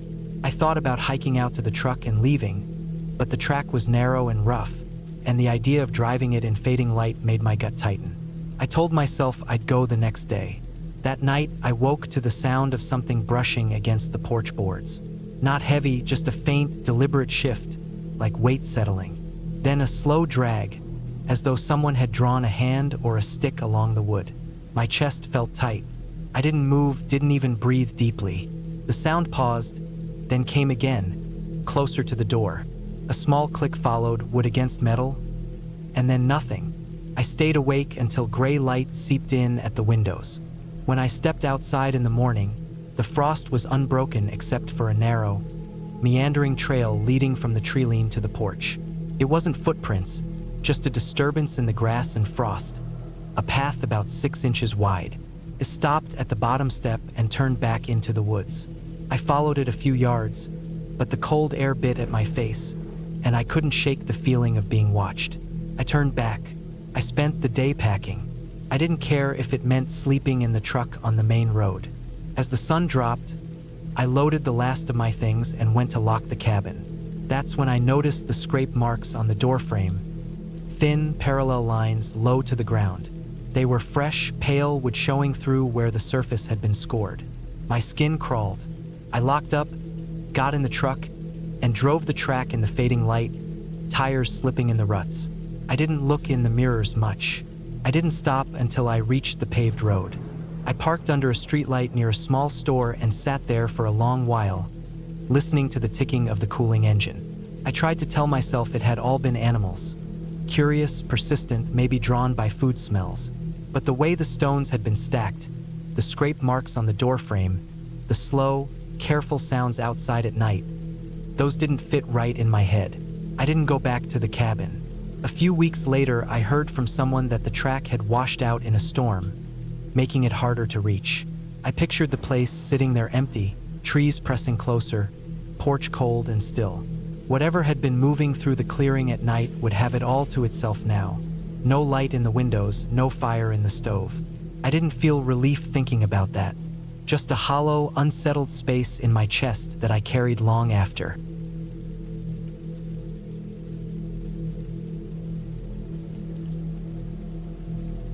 I had been looking forward to that weekend for months. The plan was simple: 3 full days alone in a small rental cabin far from the nearest town. I wanted quiet, away from the noise of the city and away from people. The cabin was about 2 miles down a narrow dirt road that wound through dense forest. I arrived late in the afternoon, the sun dropping low and casting long strips of gold between the tall pines. The air smelled sharp with sap and the cool bite of the coming evening. The cabin itself was old but sturdy. It sat on a small clearing, the grass patchy and uneven, surrounded on all sides by trees that crowded in close. There was a small porch, a stack of chopped wood by the steps, and one window at the front with curtains drawn. Inside, it was exactly what I had imagined. Wooden walls, a stone fireplace, a single bed, a table with 2 chairs, and shelves stocked with old canned food and dusty cooking pans. It felt private, almost too private, like it existed in its own small bubble of the world. That first evening, I settled in quickly. I unpacked, lit a fire in the fireplace, and heated a simple meal. The quiet was thick, so complete that I could hear the faint hum in my own ears. Every creak of the cabin stood out. When darkness came, it came fast, swallowing the clearing in blackness. I locked the door, made sure the single oil lamp was filled and lit, and read for a while before lying down. I remember how absolute the stillness felt. It wasn't the kind of stillness you get in the suburbs. It was heavy, like the woods themselves pressed in around the cabin. Somewhere in the middle of the night, I woke up without knowing why. The fire had burned low, the room dim. I lay there listening. It wasn't silent now. There was something faint outside. At first I thought it might be wind moving through the trees, but the air had felt calm earlier. This sound was irregular. A faint crunch, then a pause. Another crunch. Footsteps, slow and careful, on the leaf-covered ground outside. I stayed completely still. My heart started to pound so hard I could hear it. The sound came closer, then stopped. The silence afterward was somehow worse. I pictured deer, maybe, or some other animal, but the steps had been spaced in a way that felt deliberate, like someone trying not to be heard. After a long minute, I heard the crunching again, moving away this time until it faded. I lay there for what felt like hours, every nerve on edge, before sleep finally dragged me down again. In the morning, I tried to shake it off. Could have been anything. An animal, a stray hiker, someone hunting in the area. The day was bright and calm, and I forced myself to enjoy it. I chopped some wood, explored the edge of the clearing, and took note of a small creek about 50 yards away through the trees. But even then, I kept glancing over my shoulder, half expecting to see someone standing in the shadows. That night, I made sure the door was bolted and even placed one of the chairs under the knob. I kept the oil lamp low and stayed awake later than usual, reading with my back against the wall so I could see the window and door. Around midnight, I heard the steps again. This time they came from the opposite side of the cabin, slow and circling. The boards under my legs felt like they were vibrating with my heartbeat. The steps stopped near the front porch, and I swore I heard the faint sound of wood creaking, like someone putting their weight carefully on the first step. I sat there frozen. After what felt like forever, the sound eased away again, fading into the trees. I didn't sleep much that night. In the morning, I checked the area. The ground in the clearing was a mix of dirt and patches of grass, so there were no clear tracks. But near the porch, I noticed an area where the leaves had been disturbed, as if something or someone had been standing there. By the third night, I was running on little sleep, and my nerves were raw. I had decided that if I heard the noises again, I'd keep the lamp out and just listen. Sure enough, sometime past midnight, the crunching started. This time, instead of retreating, the sound lingered. Slow steps moved around the cabin twice, then stopped near the back. I could hear the faint shift of weight on the boards of the small back steps. Then quiet. No retreating footsteps, just stillness. I didn't know how long I sat there, barely breathing, straining my ears. Eventually, I heard it, the faint sound of metal. Tiny click. My stomach dropped. Someone was trying the back door. The bolt held, but the sound continued, slow and careful, like whoever it was didn't want to make noise. My hands were shaking so badly I could barely grip the small camping hatchet I kept by my bed. After maybe a minute, the noise stopped. More silence. Then the slow retreat of footsteps into the trees. I stayed awake until morning, and when the first light came, I packed my things as fast as I could. I didn't care about the booking or the rest of the weekend. I wanted out. When I stepped outside, I scanned the tree line. It looked empty, but the woods had that feeling, like something was in there watching. I walked quickly to my car and drove down the dirt road, not looking back. A few miles later, when I finally reached the main road, I pulled over to calm down. That's when I noticed something in my rearview mirror, barely visible on the edge of the dirt road I had just come from. A person standing half in shadow watching the road. They didn't move. I drove away without stopping again, and I never went back to that cabin. Even now, I don't know who it was or what they wanted. But I know this, the sound of those slow, careful footsteps in the dark will never leave me.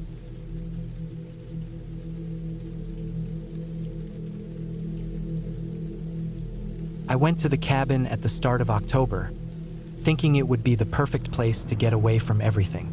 I had taken a few weeks off from work, and I wanted somewhere quiet, away from people and noise. The cabin belonged to a friend of a friend, and it was in the middle of a forest about 2 hours from the nearest small town. The road leading to it was narrow and uneven, with tree branches reaching in from both sides.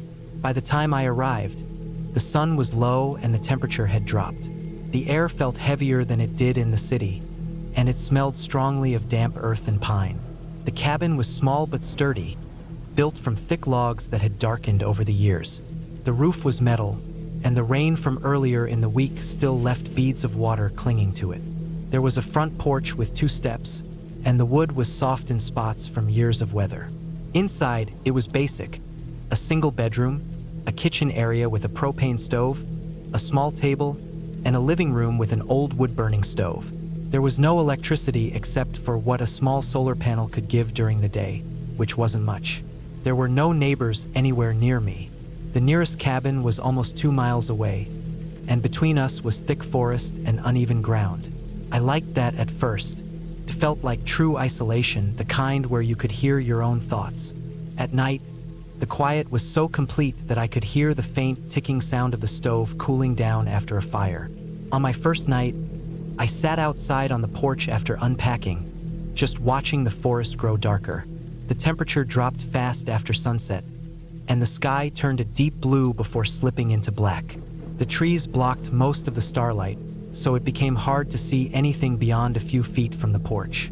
The only sound was the occasional creak of the cabin or the rustle of wind through the leaves.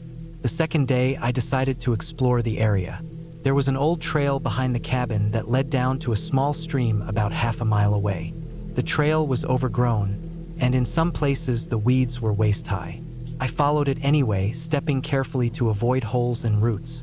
The air was damp, and I kept brushing spider webs from my face. At the stream, the water was shallow but cold. The ground around it was soft and muddy, and I could see animal tracks: deer, raccoon, and something I couldn't identify right away. They looked like large paw prints, maybe from a big dog or a coyote. That night, I heard movement outside the cabin while I was inside reading by lantern light. It wasn't constant, just a short rustle, then silence, then another sound like something brushing against the wall. At first, I thought it was just an animal, maybe a deer coming close. But then I heard what sounded like a footstep on the porch. The boards creaked under the weight. My chest felt tight. I stayed still, holding my breath, waiting for another sound. After maybe 20 seconds, the creak came again, but farther from the door this time. Then nothing. I told myself it was probably a raccoon or something similar. I had food inside, and maybe the smell had attracted it. Still, I locked the door and kept the lantern on until I went to bed. The next morning, I stepped outside and looked at the porch. In the thin layer of dirt and pine needles, there was a partial shoe print near the step. It wasn't clear enough to see the sole pattern, but it was definitely not from any animal. I froze for a moment, my mind trying to explain it away. Maybe it was mine from yesterday, but I hadn't stepped there when I first arrived. The print looked fresh. I checked around the cabin but didn't see anything else unusual. The ground was covered in leaves, and nothing else looked disturbed. I kept telling myself it wasn't worth panicking over. Over the next 2 days, I kept noticing small changes. Once, the propane stove's control knob was slightly turned, though I was sure I hadn't touched it since making coffee in the morning. Another time, I found the door to the wood storage shed slightly open, though I always shut it tight. On the 4th night, I woke up suddenly in the middle of the night. It was completely dark except for the dim glow of the embers in the stove. My heart was pounding, though I didn't know why. I listened, and at first there was nothing. Then I heard it: slow, steady footsteps outside, moving around the side of the cabin. They were heavy enough to be human, not an animal. I stayed completely still in bed, barely breathing. The steps stopped for a long time. I was certain whoever it was just standing there, maybe listening. Then came the soft crunch of leaves again, this time moving toward the back of the cabin. I reached for the small hunting knife I kept near my bed. I didn't move toward the window because I didn't want to make any sound. The footsteps stopped again. Then I heard a faint metallic sound, like someone brushing against the latch of the back door. The back door was old, and the lock wasn't strong. I felt sweat running down my neck. After a few seconds, The sound stopped, and there was nothing but silence. I stayed awake until the first light of morning, knife in hand, staring at the door. When I finally went outside after sunrise, there was nothing obvious.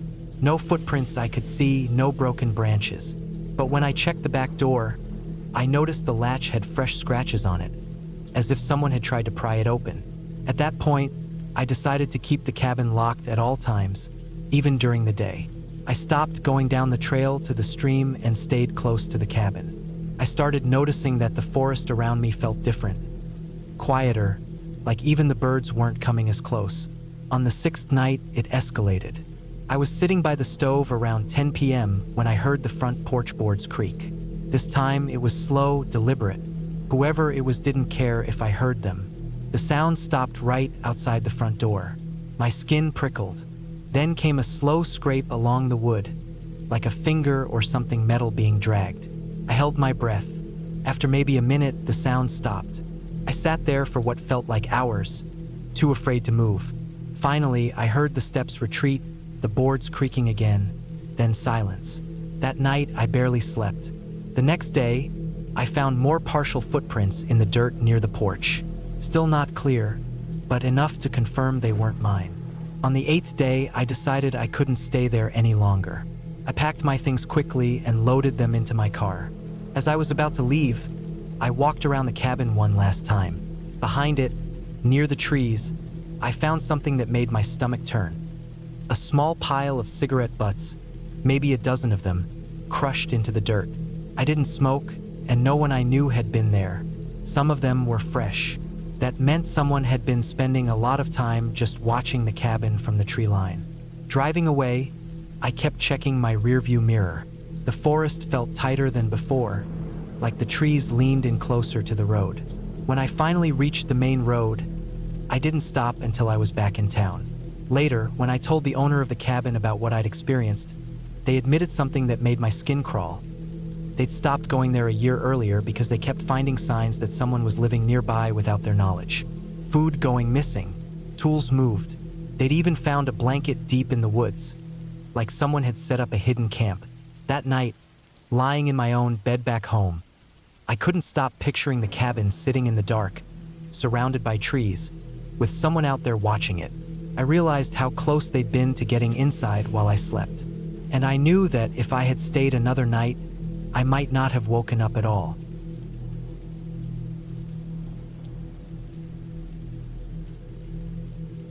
I had been driving most of the day before I reached the cabin. It was late autumn, and the trees along the narrow gravel road had already lost most of their leaves. The air felt cold and sharp when I rolled down the window for a moment to check if I could hear water nearby, since the map had shown a small lake about half a mile from where I was heading. There was nothing but the sound of the tires crunching on gravel and the faint ticking of the engine as I slowed to find the turnoff. The cabin was far from the main road, tucked in behind a line of dark spruce trees. The gravel faded into a thin strip of dirt that wound between them. My tires bumped over roots and uneven ground. The cabin came into view suddenly, small and square. The wood darkened with age, the metal roof streaked with rust. It looked like no one had been here in years, though the owner I rented from online had told me it was still in use. There was no yard light, just a single pole near the side that leaned slightly, its bulb missing. I parked beside the small porch, stepping out into the cold air. The smell of damp leaves and old wood hung heavy around the place. The steps up to the porch groaned under my weight. The key had been left in a rusting metal box by the door.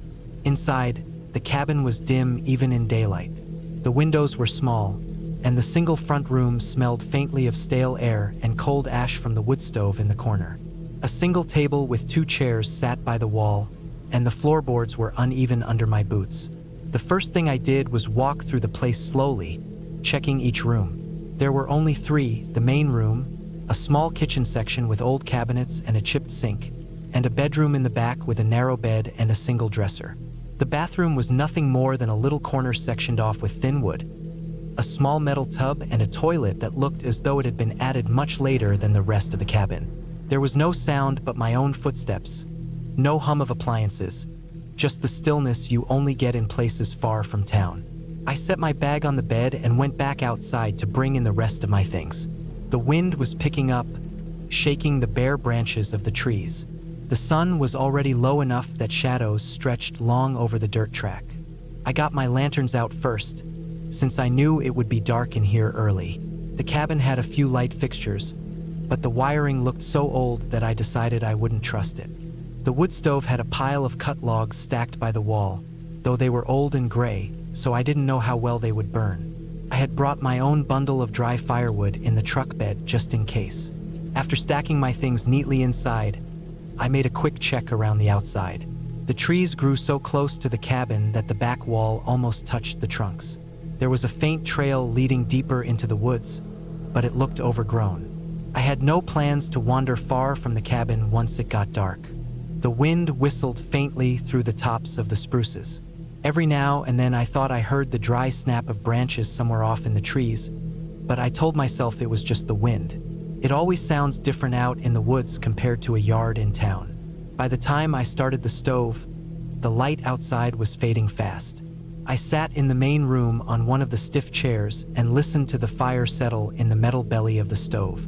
At first, the place felt calm. The quiet was heavy but not unpleasant.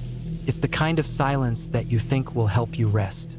I had no phone signal, and the old radio I brought only picked up faint static, so I just sat and watched the fire for a long time. It wasn't until sometime after full dark that I began to feel something different. I had been standing at the small kitchen counter, pouring water from a jug into a pan to heat, when I heard it.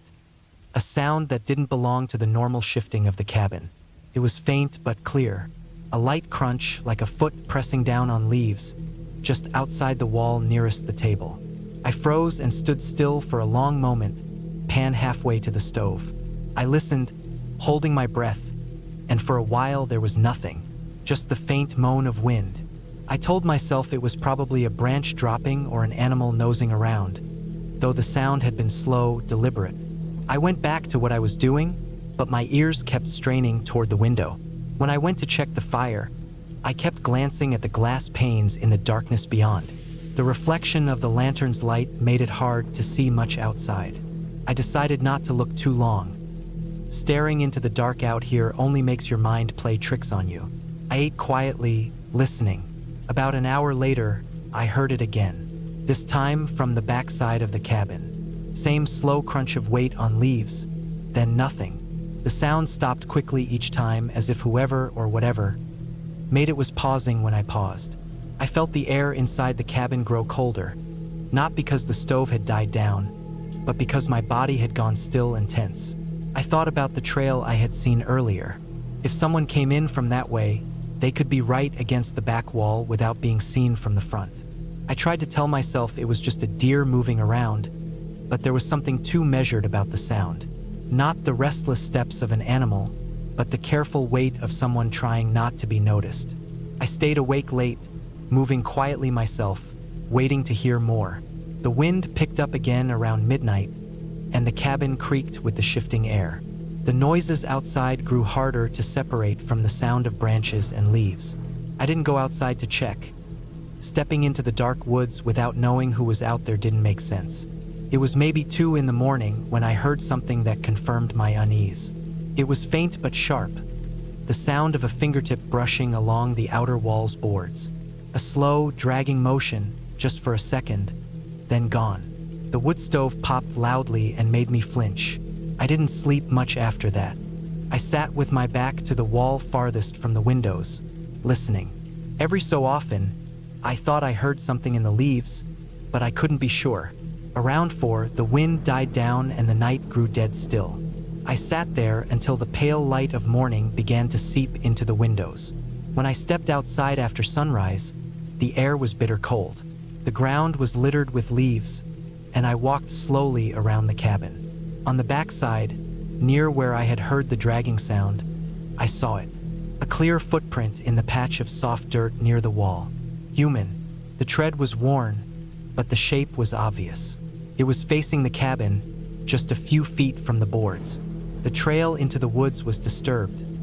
Leaves pushed aside, small twigs broken. It led deeper into the trees, toward the overgrown path I had noticed. Whoever had been out there had stood watching for a while before moving on. My stomach turned at the thought that they might have been standing there while I sat just on the other side of the wall. I didn't stay another night. I loaded my truck as fast as I could, the cold air burning my lungs as I carried the last of my gear. The whole time I felt the weight of the trees around me, the sense that someone could still be there, just far enough away to see but not be seen. The footprint was still there when I drove off, the edges catching the weak sunlight. Even now, I don't know who it was or why they were there, but I know for certain they were watching, and they were close enough to touch the cabin while I was inside. That was enough to make sure I never went back.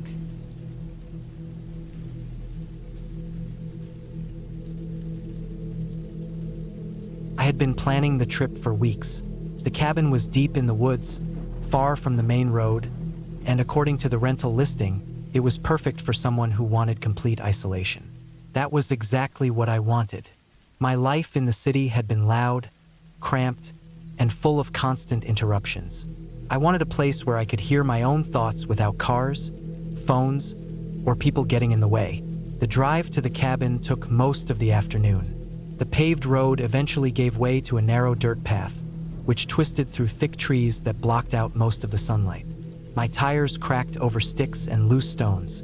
I kept checking the map, but the signal had dropped long before I got there. I had downloaded the directions earlier, and I hoped they were still accurate. The trees grew denser as I went on, and the deeper I drove, the quieter everything became. The only sound was the slow roll of my tires and the occasional thump of a rock hitting the undercarriage. There were no signs, no other cars, and no signs of life. When I finally saw the cabin, I felt a strange mix of relief and unease. It was small, built of dark, weathered wood, with a porch that sagged slightly on one side. The roof had a thin coat of moss, and the windows reflected nothing but the dim green light of the forest. There was no driveway, just a patch of flattened grass where I parked. I stepped out and felt how heavy the air was. It smelled damp, like wet leaves that had been rotting for weeks. The cabin door was old but unlocked. Inside, it was simple: one main room with a bed, a table, a small kitchenette, and a wood stove. A single door at the back led to a cramped bathroom. Everything felt slightly off. The floorboards groaned even under my light steps, and the air inside was stale, as if no one had opened a window for months. I unpacked slowly, putting my bag by the bed and setting a small lantern on the table. There was no electricity, only a few candles and an old oil lamp. I lit the lamp, and the shadows in the corners of the room shifted in the flickering light. That first evening was quiet, almost too quiet. I made a simple meal, ate at the table, and tried to read by the lamp. Outside, the forest was already dark. The window showed nothing but a wall of black. I couldn't see the trees anymore, only my own reflection in the glass. At some point in the night, I woke up without knowing why. The room was cold, and the lamp had gone out. I lay still, listening. There was no wind, no rain, only a faint sound, like something brushing against the wall outside. I tried to tell myself it was just a branch, but the sound was too regular, too slow. A few seconds of silence, then a soft scrape again. I didn't move. I just listened until it stopped. Eventually, I must have fallen asleep again. The next morning, I checked around the cabin. The grass was wet with dew, but I could see something near the back wall. 2 faint marks in the dirt, as if something had been dragged there. They weren't clear enough to make out, and I told myself it was nothing important. I decided to take a short walk into the woods. The ground was soft, and my boots sank slightly with each step. The forest was thick, the air heavy. I didn't go far before turning back. The cabin looked smaller from a distance, almost hidden between the trees. That night, the scraping came again. This time, it was closer to the window. I lay still, eyes on the ceiling, breathing slow. The sound stopped for a few minutes, then started again, but on the opposite wall. By the third day, I was starting to feel watched. I checked the woods again, looking for footprints or signs of animals, but found nothing clear, just damp ground and fallen branches. I told myself I was imagining it, that I wasn't used to the silence. That evening, I made a fire in the stove to keep warm. The orange light filled the room, and the sound of the wood crackling helped settle me. But sometime in the night, I woke again. The fire was still faintly glowing, but the room felt colder than it should. I listened, and there it was again, scraping, slow and steady. I sat up this time, my heart thudding. The sound stopped immediately, as if whoever or whatever was making it knew I was awake. I didn't hear anything else for the rest of the night. On the fourth day, I noticed something that made my stomach turn. Near the side of the cabin, half hidden under wet leaves, was a piece of cloth. It was dark, soaked through, and looked like it had been torn from a jacket or shirt. It wasn't mine. I tried to stay calm, but every little noise set me on edge. I kept the oil lamp lit longer that night, but the light didn't make me feel safer. If anything, it made the shadows outside the windows seem darker. By the fifth night, I had stopped sleeping properly. Every time I closed my eyes, I would wake at the smallest sound. The scraping had changed. It wasn't just along the walls anymore. Now I could hear it faintly across the roof, slow steps moving from one side to the other. I didn't know how to explain it. There was no ladder, no way for someone to get up there without me noticing. But the sounds were clear, each step heavy and deliberate. That morning, I found something else. In the damp dirt by the porch, there was a footprint. It wasn't from my boots. It was bare, wide, and longer than my own foot. The toes dug deep into the mud, as if whoever left it had been standing there for a while. The forest no longer felt quiet. It felt like it was holding its breath. By the sixth night, I was barely eating. I kept the lamp lit all night, watching the window, listening for every sound. The steps on the roof came again, slow and patient. I thought about leaving, but the dirt road was long, and I didn't know what might be waiting out there in the trees. That was the night I heard the door handle move. It was slow, deliberate, the metal squeaking softly. I stared at the door, my chest tight, barely breathing. It didn't open. The sound stopped, but I stayed frozen until morning. When the sun came up, I checked the door. There were fresh smears of dirt on the wood, just below the handle. I packed my things in minutes, grabbed the lamp, and didn't bother cleaning up. The walk to my car felt longer than the drive-in. The trees seemed to close in on both sides, and I kept checking over my shoulder. The dirt road felt endless. When I finally reached the main road, I didn't look back. I drove until I was out of the forest completely, until the trees were far behind me and the sunlight felt real again. I never reported it. I never went back, and I still don't know who or what was out there those nights, circling the cabin, waiting.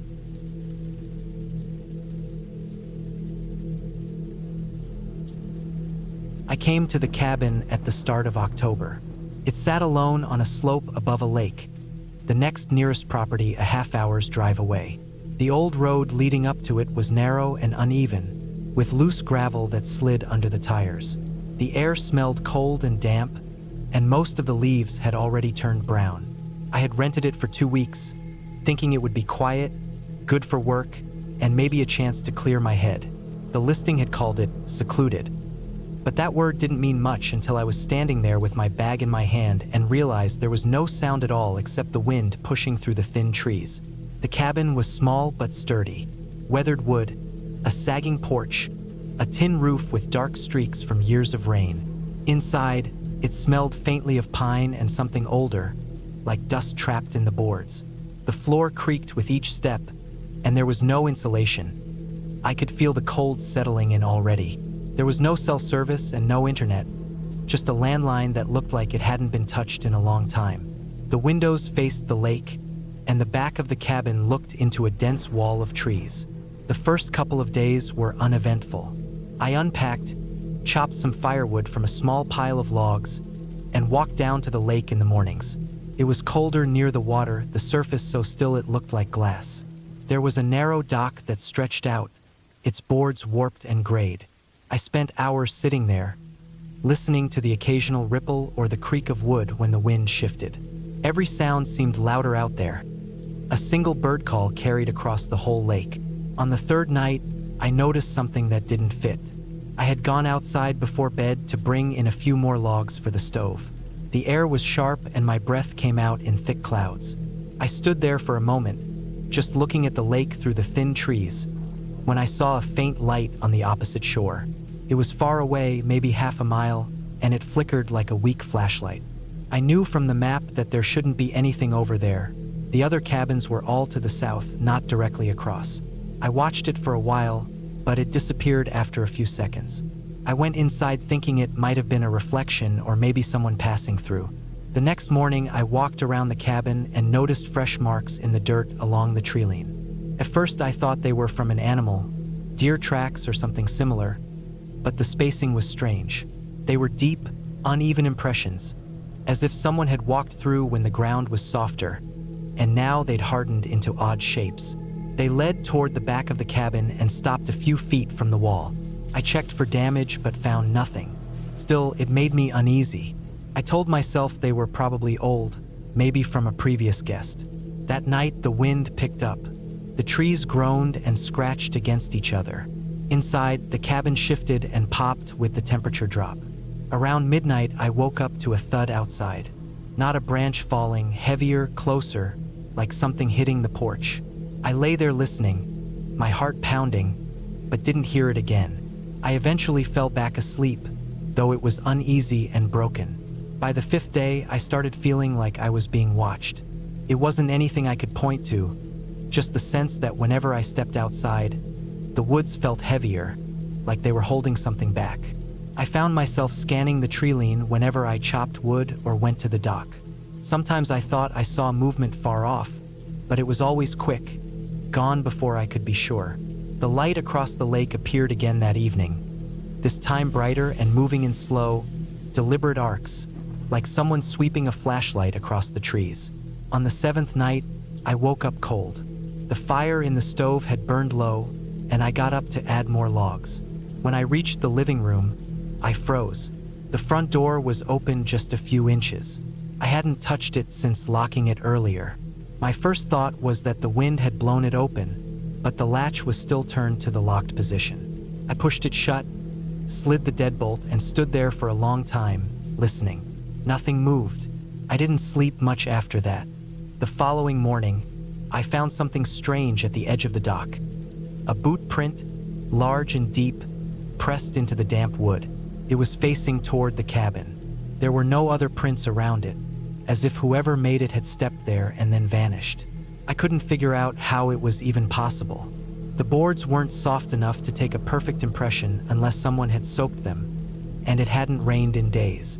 That evening, I made sure every door and window was locked. I kept the fire going and stayed in the living room with a heavy flashlight beside me. Around 2 a.m., I heard slow, deliberate footsteps on the porch. Not animal steps, these were spaced out, heavy and human. I sat perfectly still, my hand on the flashlight, while they moved from one end of the porch to the other. Then silence. I waited for them to start again, but they didn't. When I finally got the nerve to look outside, the porch was empty, and the trees swayed like nothing had happened. From then on, every night was worse. I'd hear scraping along the walls, soft thumps against the siding, and once, the faint sound of breathing near the window by my bed. I kept the lights off so I could see outside better, but that only made the inside feel darker and smaller. The light across the lake appeared almost every night now, sometimes blinking, sometimes moving closer to the shore. It never stayed long. On the 11th day, I decided I couldn't stay the full 2 weeks. My nerves were raw, and I wasn't sleeping at all. I started packing that afternoon, planning to leave in the morning when it was light. That night, the noises were constant. Footsteps circling the cabin, faint taps on the windows, a creak on the porch that lingered for minutes at a time. Just after 3 a.m., the front door handle began to turn, slowly, back and forth. I sat in the dark, holding the flashlight like a weapon, my eyes fixed on the thin gap between the door and the frame. After a minute, the sound stopped. I didn't move until sunrise. When morning came, I loaded the car as fast as I could. As I was about to leave, I glanced toward the lake. Across the water, on the opposite shore, stood a man. He was far enough that I couldn't make out his face, but I could see his shape clearly, tall, wearing dark clothes, standing perfectly still. The light I'd seen so many nights was lying on the ground beside him. He didn't move as I got into the car and started down the road. I kept checking the mirror until the cabin disappeared behind the trees. I didn't stop driving until I reached the main highway. Only then did I let myself breathe fully. I never went back to that cabin, and I didn't ask the owner about the man or the lights. I knew there wouldn't be a good answer. Whatever was happening there had been going on long before I arrived, and I wasn't going to be the one to figure it out. The silence I'd wanted so badly at the start was still in that place, but now I understood it wasn't the kind that made you feel peaceful. It was the kind that waited.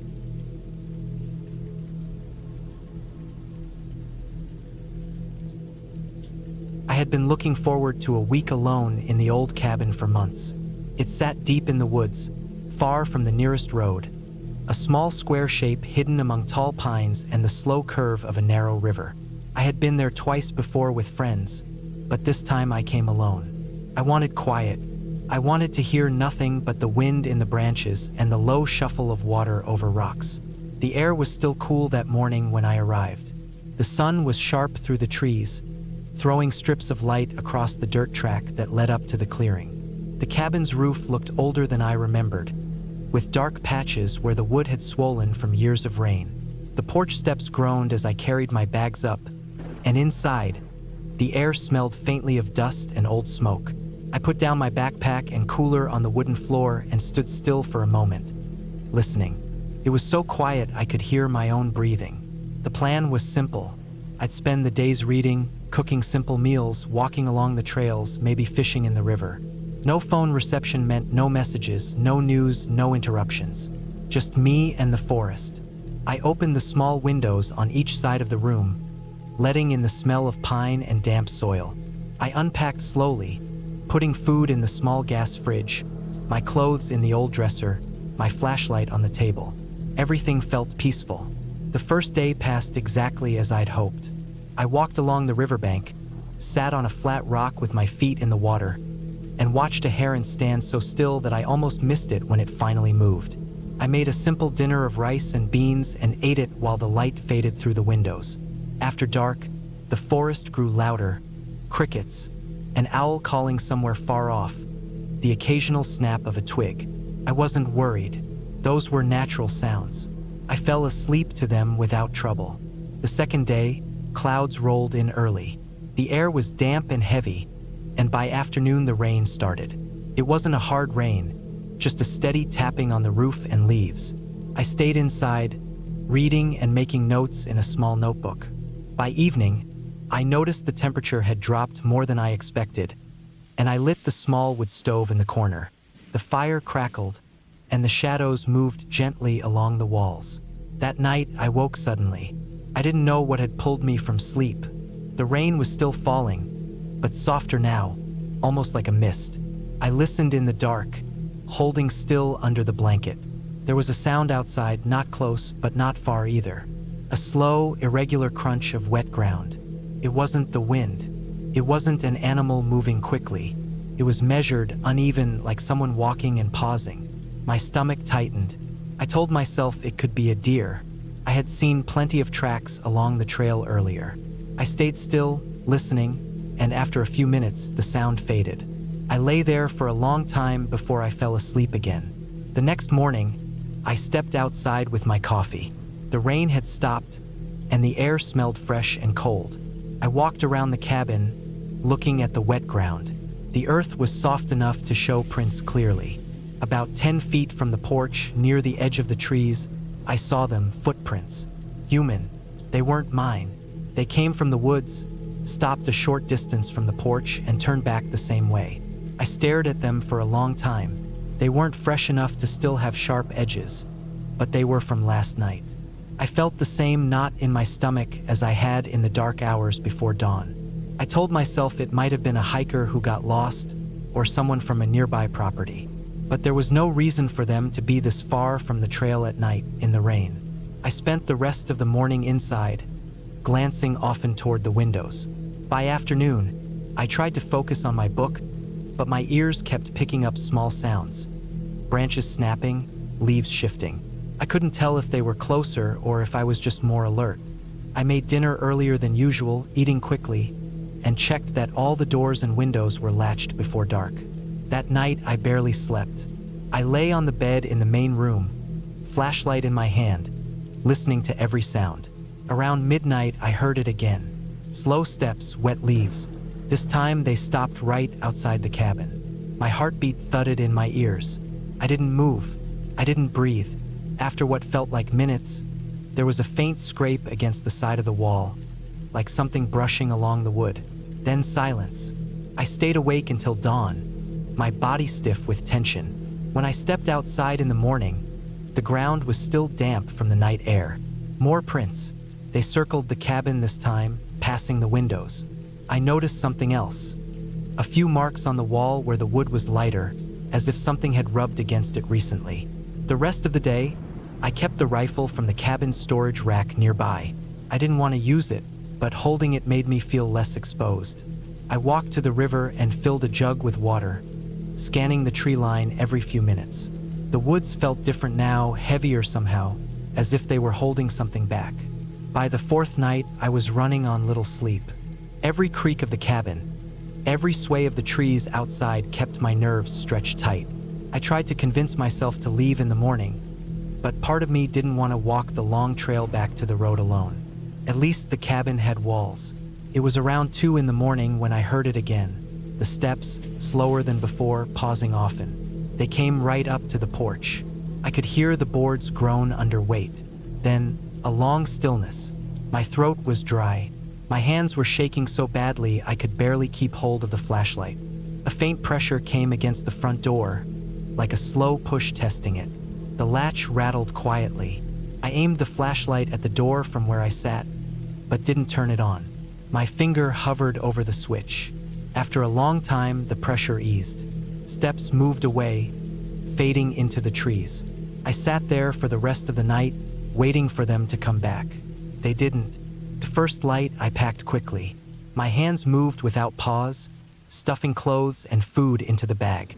I kept the rifle slung over my shoulder as I stepped off the porch. The woods were silent, too silent for morning. I didn't stop until I reached the road, breathing hard, the weight of the bag cutting into my shoulders. When I looked back down the trail, I could see the line of trees closing behind me, the cabin hidden again. The prints on the wet path told me I hadn't been the only one leaving that morning. Someone had been walking just ahead of me for part of the way. They had turned off into the woods before the road, their tracks disappearing among the pines. That was the last time I went there alone. Even now, years later, when I think about those nights, I still wonder how long they had been watching before I ever noticed the first sound.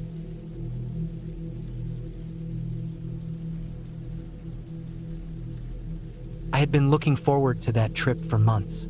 The cabin was in a place I had only seen on maps before, far from the nearest paved road, tucked deep into a stretch of forest where cell signal faded long before you reached the driveway. The last 20 minutes of the drive were nothing but a winding, narrow dirt track through thick trees, with roots cutting across the path like knotted ropes and the occasional rock that jolted the wheels hard enough to make me grip the steering wheel tighter. I remember slowing almost to a crawl near the end, partly to avoid damaging the car and partly because the silence pressing in from the forest was making me strangely aware of every sound my tires made. When I finally reached the cabin, it looked exactly like the photos had shown. A small, single-story structure with weather-darkened wood siding, a steep tin roof, and a front porch that sagged a little in the middle. There was no one for miles. No lights, no houses, just an open clearing surrounded by tall pines that cut off the sky. The air smelled like damp leaves and resin, and the only noise was the occasional call of a bird somewhere deep in the woods. I carried my bags inside, locked the door behind me out of habit, and started unpacking. Inside, the cabin was simple. A single main room with a kitchenette on one side, a small table with 2 chairs, and a bed tucked into the far corner. A narrow hallway led to a tiny bathroom. The floor creaked under my weight in certain spots, and the windows were old enough that the glass rippled slightly when you looked at it from an angle. I set my gear down, opened the cooler, and put away the food I'd brought. The fridge hummed faintly, but otherwise the cabin was silent. It was the kind of quiet that made you notice your own breathing. That first day passed without much happening. I walked around the clearing, found the trail that led deeper into the woods, and marked its start with a small rock pile so I could find it again later. The air was cooler under the trees, and the ground was soft with years of pine needles. After about an hour, I turned back, wanting to be inside before the light started to fade. As the sun went down, the temperature dropped quickly. I lit the small propane heater and sat by the window, watching as the shadows between the trees turned into a solid black wall. It was in that first night that I noticed something strange. Around midnight, I woke up to a dull, rhythmic sound coming from outside. A slow, deliberate crunch of leaves, like footsteps. It would move for a few seconds, then stop. Then, after a pause, it would start again. My first thought was deer. I'd seen plenty earlier in the day, and the sound wasn't fast enough to be anything running. I lay still, listening. Eventually, it faded away, and I drifted back to sleep. The next morning, I found a set of tracks in the soft dirt near the side of the cabin. At first, they looked like boot prints. The tread pattern was faint but they were spaced wider than a normal walking stride. I crouched down to get a better look, and my skin prickled. They weren't fresh. The edges had started to crumble slightly, but they hadn't been there yesterday afternoon when I'd walked that side of the clearing. I didn't like the idea of someone coming near the cabin in the middle of the night, but I told myself it could have been from a hiker passing through earlier in the week. The second night, it happened again. This time, I was awake when I heard it. Slow, steady steps, always stopping for long stretches like whoever it was listening. I stayed in bed, staring at the ceiling, counting the seconds between the sounds. At one point, it seemed to circle the cabin. When it stopped, I realized I'd been holding my breath. I didn't hear it leave, but eventually the silence was complete again. On the third day, I went looking. The forest behind the cabin was dense, and the undergrowth was thick in places, but I followed the faint impressions of those boot prints where I could. They led away from the cabin, deeper into the woods, before vanishing in a patch of mossy ground where nothing took a clear mark. I stood there for a long time, listening.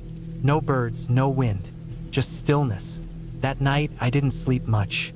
I kept the lantern lit, the propane heater hissing softly, and sat at the table with my eyes fixed on the nearest window. At one point, well after midnight, the sound came again. Not footsteps this time, but the faint creak of the porch boards. Slow, careful, as if someone was testing each one before putting their weight on it. My chest tightened. The door was locked, but the cabin was small, and I could hear every noise as if it were in the room with me. The creaking stopped. I stayed frozen for what felt like hours. When daylight finally came, I opened the door. There were no visible marks on the porch, no fresh dirt, no scuffs, but that didn't ease the knot in my stomach.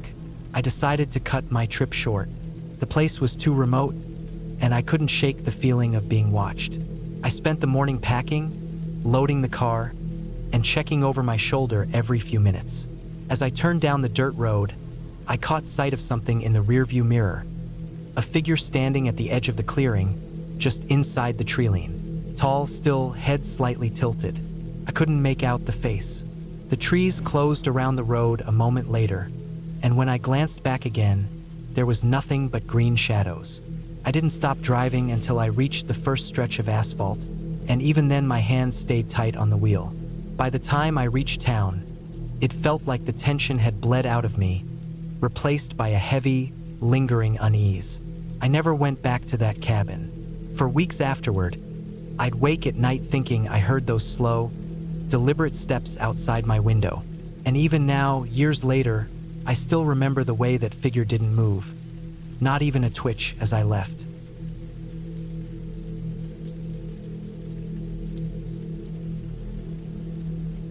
I arrived at the cabin just after noon. The road that led to it was narrow and rough, nothing but uneven gravel for the last few miles, with deep ruts that made the truck bounce and sway.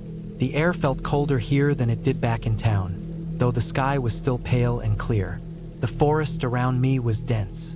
The tall pines leaned in from both sides, their branches reaching over the road like they were trying to block the light. The sound of the engine seemed louder in that stillness. Every now and then, I caught sight of the cabin between the trees, just glimpses of dark, weathered wood against the green and gray of the forest. The cabin wasn't large. It sat on a small clearing with a patchy yard, half grass, half bare earth. The boards on the outside were dark from age, and the roof sagged slightly in the middle. There was a narrow porch with a single step, and the railing leaned to one side. I cut the engine and just sat for a moment, listening. No wind, no birds. The quiet was so deep that even the ticking of the cooling engine sounded sharp. I come out here to spend a few days alone. I'd been feeling worn down lately. Too much noise and too many people in town. A friend had told me about this place. Said it was old, but solid, and no one would bother me out here. I brought food, water, and enough firewood to last for a week. The nearest neighbor was supposed to be miles away. I had no cell signal. That was fine. I wanted quiet. Inside, the cabin smelled faintly of dust and old wood. The air was cool. The floorboards creaked under my boots, and every sound seemed to linger a little too long. There was one main room with a small kitchen in the corner, a wood stove, a table, and a bed against the far wall. A single door at the back led to a small storage room. The windows were narrow, with curtains that looked like they hadn't been moved in years. I walked through slowly, putting my bag down on the bed. The quiet pressed in again. Out here, there was no hum of appliances, no cars, no voices, just stillness. I went back outside to unload the truck. The air smelled faintly of pine and damp earth. The ground felt soft under my boots in some places, almost spongy from old layers of needles and leaves. I stacked the firewood under the porch roof, then carried in the boxes of food and water. Each time I stepped inside, the dim light made my eyes take a moment to adjust. The cabin's single light bulb hung from the ceiling on a long cord, but I didn't turn it on yet. The daylight coming through the windows was enough for now. The first few hours passed quietly. I put my things away, started a small fire in the wood stove to take the chill out of the air, and sat at the table with a cup of coffee. The sound of the fire crackling was the only thing breaking the silence. I thought about how I'd spend the next few days, maybe reading, maybe walking through the woods. I'd brought a small notebook to write in. This was exactly what I'd wanted. It was sometime in the late afternoon that I noticed the first odd thing. I was outside, sitting on the porch step, watching the light fade through the trees. The sun was low enough that the forest was filling with shadows. I happened to glance toward the edge of the clearing and saw a patch of grass bent down, like something had been lying there. At first, I thought maybe a deer had bedded down in that spot, but the shape was strange, longer than a deer, and the grass seemed pressed down in two parallel lines. I stood and walked a few steps toward it, but as soon as I did, I got the feeling that I shouldn't. I stopped halfway, looked at it for another moment, then turned back to the cabin. I told myself it was nothing, but I kept glancing at it until the light got too dim to see clearly. That night, the forest was completely silent. No crickets, no wind, no distant animal sounds. I lay in bed, listening to the stove crackle until I fell asleep. Somewhere deep in the night, I woke up. I didn't know why at first. The fire was almost out, and the room was dim, lit only by the faint gray light of the moon through the curtains. I lay still, straining to hear. First, there was nothing, then I caught it. A soft, slow crunch of leaves from outside. One step, then another. They weren't close, but they were moving through the clearing. I held my breath, my eyes fixed on the window. The sound stopped after a while, but I stayed awake, listening, until I couldn't keep my eyes open. The next morning, I went outside and looked around. The grass was wet with dew. I walked to the edge of the clearing where I thought the sounds had been. The ground there had patches of bare dirt, and in one of those patches I saw a footprint. It wasn't a boot print. It wasn't a bare foot either. It was strange, narrower than a boot, longer than my own foot, and the edges of it were sharp, not soft like a print in sand. I crouched to look closer, but the dirt was too hard to see much detail. I told myself it was probably an old mark from something else. Maybe a hunting stand had been here once. Maybe it was nothing. The day was uneventful. I stayed close to the cabin, split more firewood, made a small meal and read. But I couldn't shake the feeling that something was just outside the edges of my awareness. I kept catching myself glancing at the windows, half expecting to see someone looking in. The bent patch of grass at the clearing's edge was still there, and I noticed now that it seemed slightly larger. That night, I woke again. This time, the sound came sooner, the same slow, deliberate steps through the clearing. I lay perfectly still, every muscle tight. The steps would pause, then start again. I thought about getting up to look through the window, but something deep in me said not to. The steps circled the cabin slowly, stopping every so often. Once, they were close enough that I thought I could hear breathing, slow, steady, not hurried. My mouth went dry. I stared at the ceiling, waiting for it to end. It was nearly dawn before I fell asleep again. When I went outside in the morning, there were more footprints in the dirt. Same shape as before, still no clear detail, but now they were closer to the porch. I noticed the grass at the edge of the clearing was bent even more. I started thinking about leaving early, but the road was rough and I didn't feel like driving out yet. I told myself I was imagining things. I'd come out here for quiet, and maybe the quiet was making my mind create patterns where there were none. But that night, the steps came again. Louder, closer. They stopped right outside the wall near my bed. I could hear them shift slightly, like whoever it was had turned. I stayed frozen, my ears straining for the smallest sound. Then, after a long pause, I heard the faint creak of the porch step. I don't know how long I lay there. My heart felt like it was pounding in my throat. Eventually, the sound moved away. This time, I didn't go back to sleep. By morning, I had decided. I was leaving. When I stepped outside, I saw the porch step had fresh marks. Thin scratches along the wood, like something had pressed against it. The grass patch at the clearing's edge was now a wide, flattened area, as if something heavy had been lying there all night. I loaded my things quickly, glancing toward the trees every few seconds. The forest felt too still. No movement, no sound. I drove out, the tires crunching over gravel, and didn't look back until I was miles away. I never went back to that cabin. I don't know who or what had been coming into the clearing at night. All I know is that each night it came closer, and if I had stayed one more night, I think it would have come inside.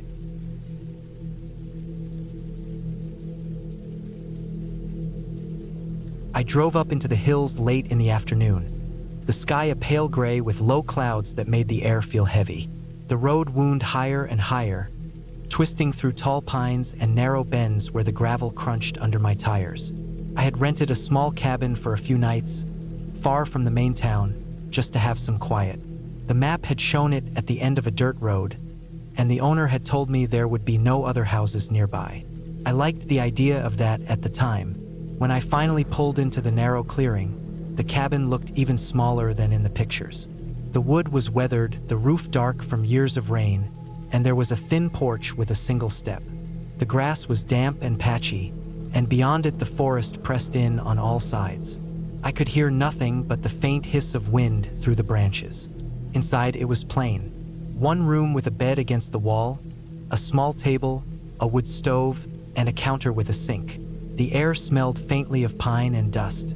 I unpacked slowly, putting my bag on the bed and setting a few things out on the table. I kept glancing at the single small window over the sink. It faced the trees, close enough that I could see the moss on the trunks. By the time I settled in, it was already getting dark. There was no signal on my phone, so I left it on the table and lit a small lantern the owner had left. I made something simple to eat, sitting at the table with the sound of the stove creaking as it warmed. At one point, I thought I heard something outside, a faint snap of a twig, but when I looked toward the window, there was nothing. The trees looked darker than before, their outlines sharp against the gray sky. Later, I stepped outside for a moment just to feel the cool air. It was colder than I expected, and the smell of damp earth was strong. My breath came out in pale clouds. Somewhere far off, I heard a single muffled thud, like something dropping onto the ground, but it didn't come again. I locked the door and tried to sleep.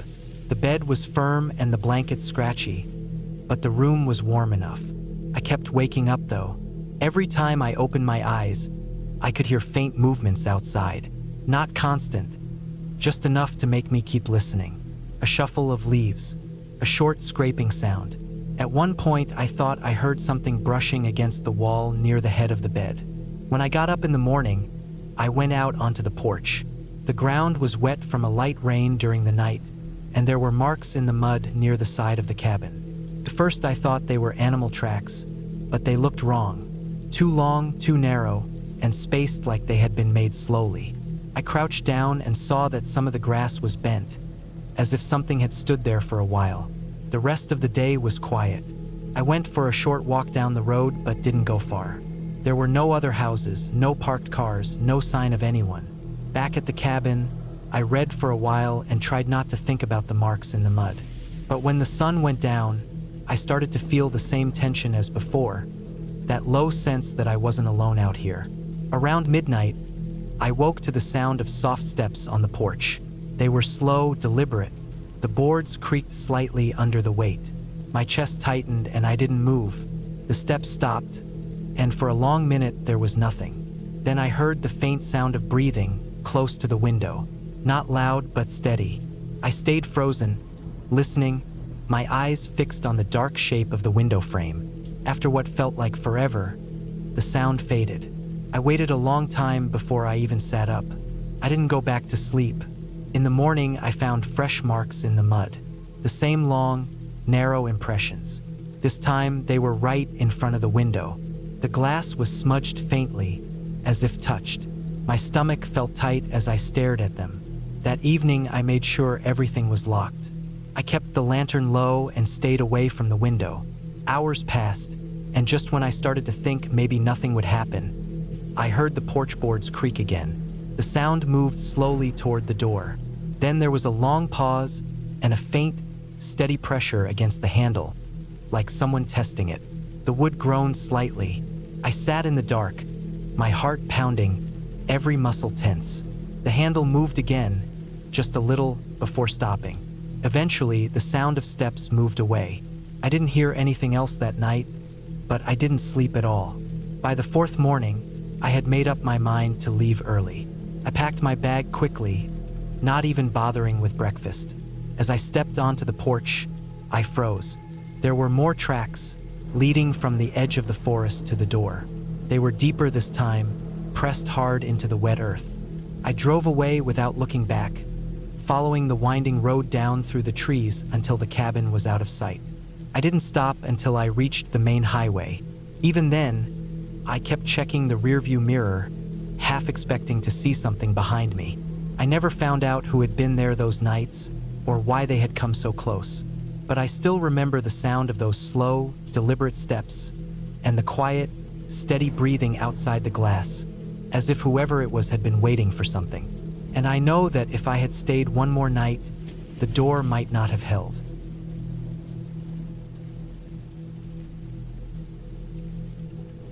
I had been looking forward to a quiet week alone for months.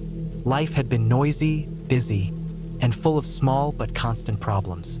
I wanted to get away from the hum of traffic, the constant phone notifications, and the steady flow of people in and out of my days. A friend of a friend owned a small cabin deep in the woods, far away from the nearest road, and I had been told I could stay there if I wanted. It was one of those places that sat at the end of a long dirt track that itself branched off another dirt track. It was built decades ago, with old timber and a tin roof, and had no neighbors for miles. There was no phone service, no internet, and only the most basic electricity from a small solar setup. When I arrived, it was already late afternoon. I had driven as far as I could, parked my car in a small clearing where the track ended, and walked the rest of the way in. The air was cooler than I expected, with that earthy smell of leaves and damp soil. The cabin was exactly as I had imagined. Small, simple, and a little weathered. The front door faced a wide stretch of uneven ground that sloped down toward a thick wall of trees. To the left, there was a narrow path leading toward the lake, which I could not see from here but could hear faintly if I stood still, the gentle movement of water against the shore. Inside, it was one open room with a small wood stove in the corner, a narrow bed, a table, and some shelves.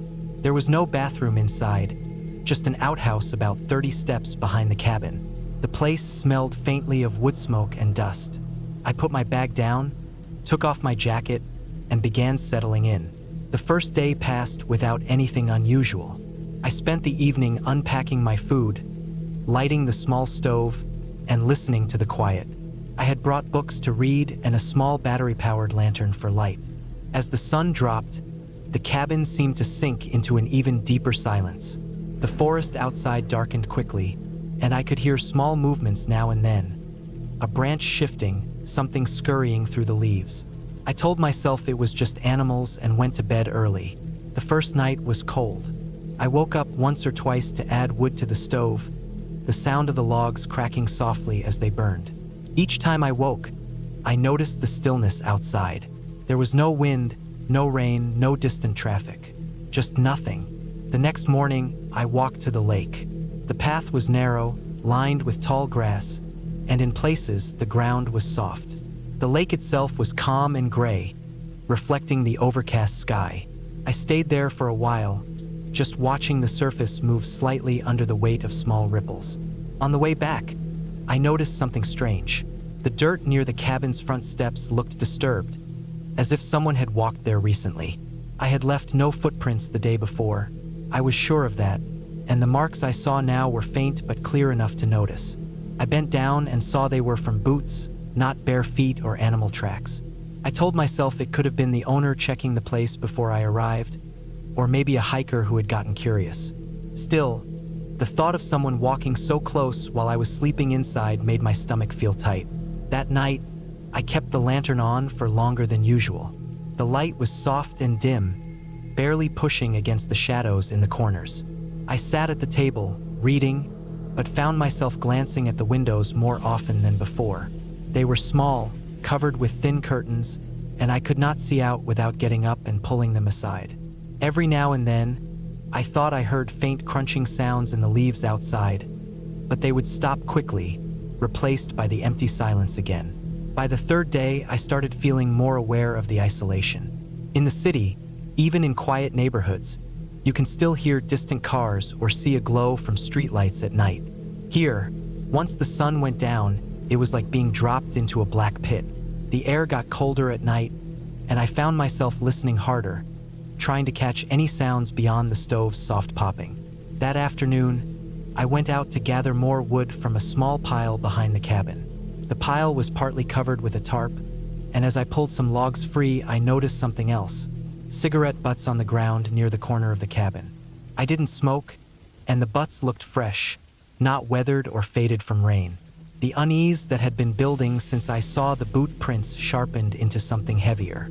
This wasn't just a passing hiker. Someone had been close to the cabin recently, maybe even last night. I found myself checking the tree line more often, scanning for movement. That evening, I decided to keep the lantern on all night. I placed it near the bed so the glow would reach the windows, maybe making it look like I was still awake. I lay there under the blankets, staring at the wooden ceiling, listening. It was after midnight when I heard its slow, deliberate steps on the dry leaves outside. They came from the side of the cabin, near the outhouse. I froze. The sound paused, then started again, moving toward the front. My breathing grew shallow, and I could hear my own heartbeat. The steps were unhurried, almost cautious, and then they stopped. I waited, straining to hear anything. A minute passed, then another. My neck felt tight from listening so hard. When the sound came again, it was from the opposite side, near the back of the cabin. It was like someone was circling. I stayed awake until the first light began to filter through the curtains. My body ached from lying tense for so long. In the daylight, I went outside to look. There were new boot prints in the soft dirt behind the cabin. They were clearer than before, deep enough to see the tread pattern. Whoever it was had been close, only a few feet from the back wall. For the rest of the day, I stayed near the cabin. Every sound made me turn my head. At one point, I thought I saw something dark move between the trees, but when I stared, it was gone. That night, I made a decision. I dragged the small table in front of the door as a makeshift barrier. It wouldn't stop someone from forcing their way in, but it might give me a second's warning. I didn't sleep much. The sounds came again, slow steps, then silence, then steps from a different angle, always stopping before they got too close to the door. By the fifth day, I was running low on food. I had planned to stay longer, but my nerves were shot. I packed my bag in the morning, kept it near the door, and waited for daylight to get stronger before leaving. When I finally stepped outside, the air felt heavier. I kept looking over my shoulder on the walk back to the car, but I didn't see anyone. The only sound was my own footsteps. When I reached the clearing, I stopped. My car was there, but the driver's side door was open. My stomach dropped. I approached slowly, scanning the trees. Inside, the glove compartment was hanging open and my things had been rummaged through. Nothing valuable was gone, probably because I hadn't left anything valuable, but whoever had been near the cabin had also been here. I got in, started the engine, and drove without stopping until I reached the main road. Only when I saw other cars did I start to feel the tension ease. I never went back to that cabin.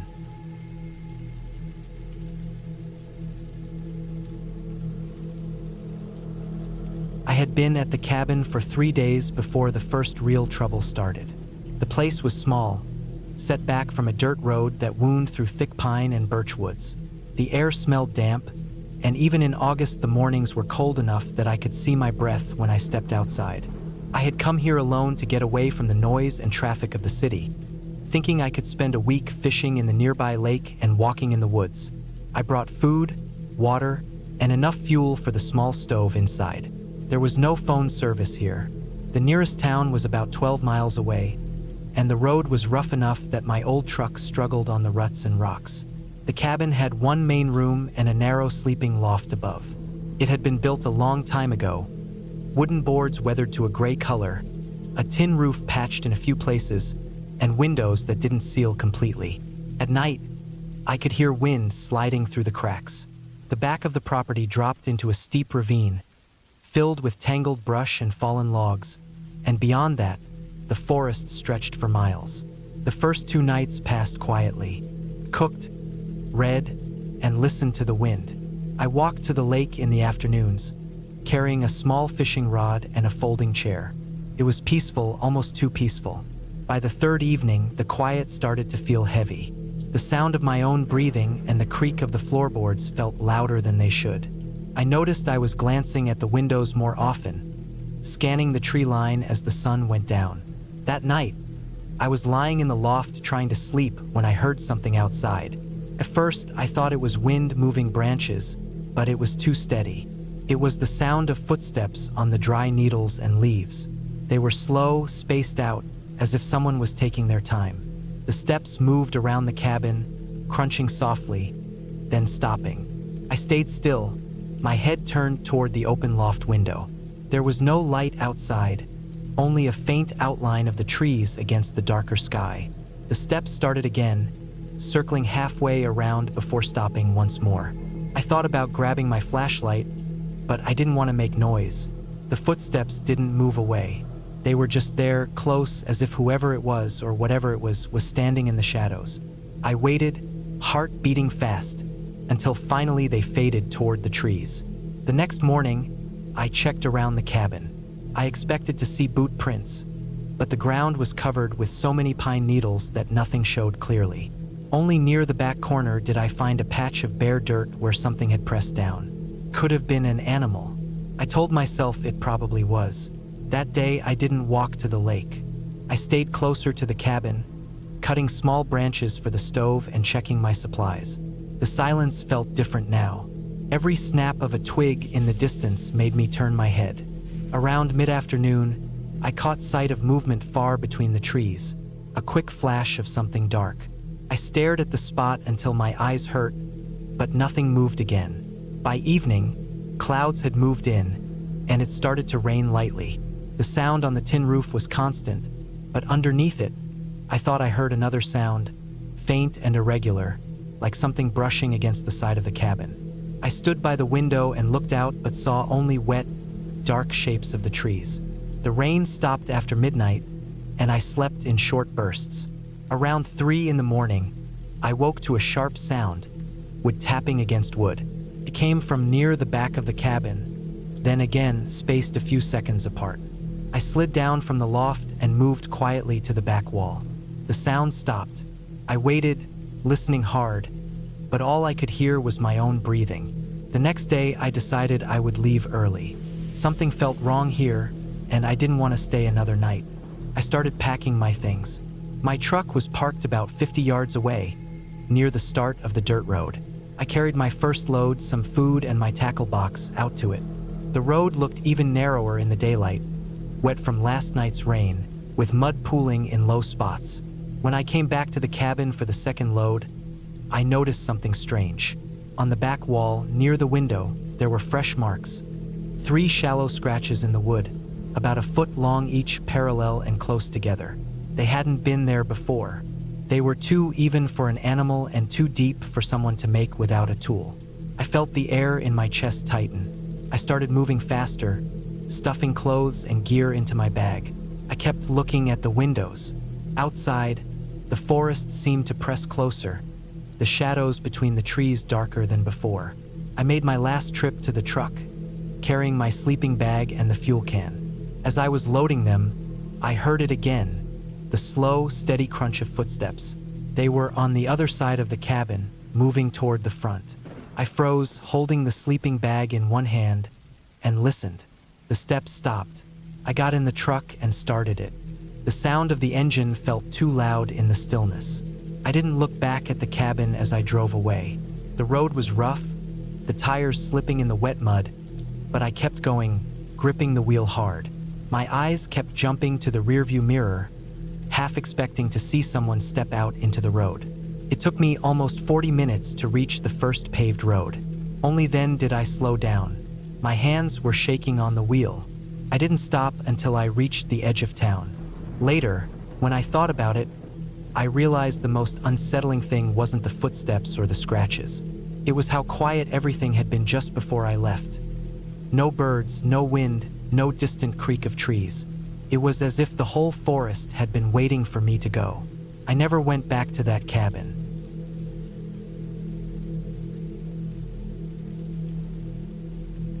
It was the middle of autumn when I decided to head out to the old cabin.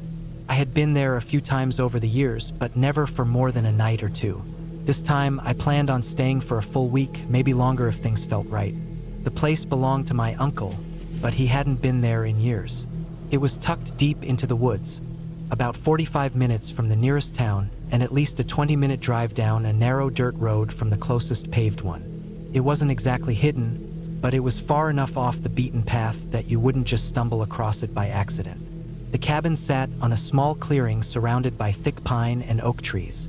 There was a narrow trail that looped behind it toward a ridge that overlooked a shallow creek.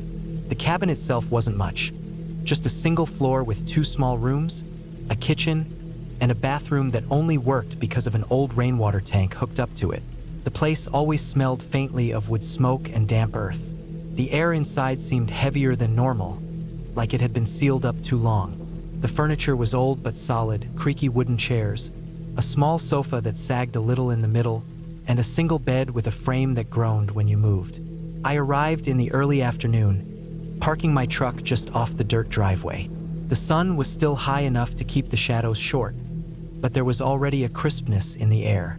The wind carried that dry rustle of fallen leaves skittering across the ground. I unloaded my bags, brought in a couple boxes of supplies, and set them on the kitchen counter. I wasn't planning on going back into town anytime soon, so I'd stocked up on enough food, bottled water, and basic necessities to last well over a week. The first few hours passed quietly. I swept out a thin layer of dust from the floor, wiped down the kitchen counter, and unpacked my gear. I stacked firewood inside by the old iron stove and placed the rest under the covered porch outside. There was no cell reception here, and I'd decided not to bring any work with me. The whole point was to unplug for a while and just be away from everything. By the time evening rolled around, the air had cooled noticeably. The sun set early out here because of the surrounding trees, and the shadows seemed to stretch unnaturally long across the clearing. I made a small fire in the stove, cooked a simple dinner, and ate at the kitchen table. There was a faint sound of the wind pushing through the branches outside, and every so often, a single creak from the wood of the cabin itself. That first night, I slept lightly. I kept waking up to the sound of movement outside, small crunches of leaves, like a raccoon or maybe a stray deer wandering close. Each time I looked out the window, I saw nothing but the black silhouettes of trees against the dim glow of the moon. Out here, your eyes play tricks on you. A branch swaying in the breeze can look like something moving with intention. I told myself it was nothing and eventually managed to fall into a deeper sleep. The next morning, I woke before sunrise. The air inside the cabin was cold enough that I could see my breath faintly. I put on my boots and stepped outside to start the firewood pile burning again in the stove. The ground was damp from a light frost, and the clearing was quiet except for a few crows somewhere off in the distance.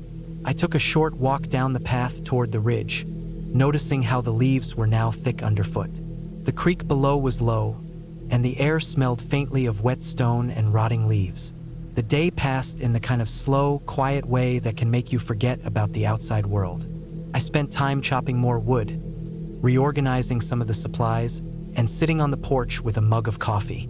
The only sounds were the wind and the occasional snap of a branch in the distance. That night was different. I had been asleep for maybe an hour when I woke to the sound of something metallic.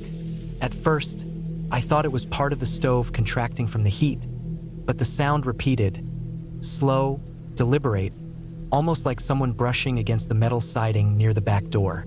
I lay still, straining to listen. Then, faintly, I heard the crunch of leaves again, heavier this time, like steps. I stayed awake for a long time after that, waiting for it to come back. But it didn't. By morning, the ground outside was damp again from dew, and I could see faint impressions in the dirt near the back corner of the cabin. They weren't clear enough to make out, just slightly disturbed patches of soil and leaves. The third night was worse. I'd kept the fire going later into the night, but sometime after midnight, I woke to the sound of something scraping along the outer wall. It was slow, inconsistent, like someone was dragging a stick or tool along the wood. The sound stopped for a moment, then came back, this time closer to the bedroom window. I stayed completely still, my ears picking up every faint shift in the air. Then, without warning, there was a soft but distinct thud, something knocking gently against the glass. I didn't move for the rest of the night. The sound didn't come back, but I barely slept. The next morning, I checked the area outside the window. There were more disturbances in the leaves, and one small mark on the wooden siding that looked like it could have been made by metal. It wasn't deep, but it was fresh. The days began to blend together after that. I didn't see anyone. I didn't hear voices, but at night, the sounds kept happening. Sometimes it was faint, like something circling at a distance. Other times it was close enough that I could almost pinpoint exactly where it was outside. The worst was the fifth night. That night, I woke to the sound of the back door rattling slightly, like the handle was being tested. It wasn't forceful, just slow, like whoever or whatever it was wanted to see if it would give. Then there were footsteps, clear, deliberate, moving along the porch toward the front of the cabin. I lay there in complete silence, my breathing shallow, the only light coming from the dying embers in the stove. The steps stopped, and for what felt like forever, there was nothing. Then, a single knock. Not loud, but firm enough that I knew it wasn't an animal. I didn't sleep again that night. By morning, my decision was made. I didn't care if I left early. Something was wrong here. I began packing my things, moving quickly but trying not to panic. My heart raced with every creak of the cabin as I stuffed my gear into bags. I went outside to load the truck, glancing around constantly. The woods felt different now, still and watchful. As I walked around the side of the cabin to grab the last of my firewood bag, I froze. Near the tree line, half hidden in the shadows, was a small shape. It was a chair. My chair. One of the old wooden ones from the porch, now sitting 20 feet away from where it should have been, facing directly toward the cabin. I didn't investigate. I threw the last bag into the truck bed, got inside, and started the engine. The tires spun slightly in the soft dirt before catching, and I pulled away without looking back. The road out felt longer than it had coming in, every bend in the dirt making me check the mirrors. When I reached the paved road, I felt my chest loosen for the first time in days. The cabin stayed behind me, swallowed again by the trees. I didn't go back. Not that month. Not that year. It's been over 2 years now, and my uncle eventually sold the place. I never told him exactly why I left early or what happened those nights, but I still think about the sound of those steps, the knock on the door, and that chair, facing the cabin, as if someone had been sitting there just watching.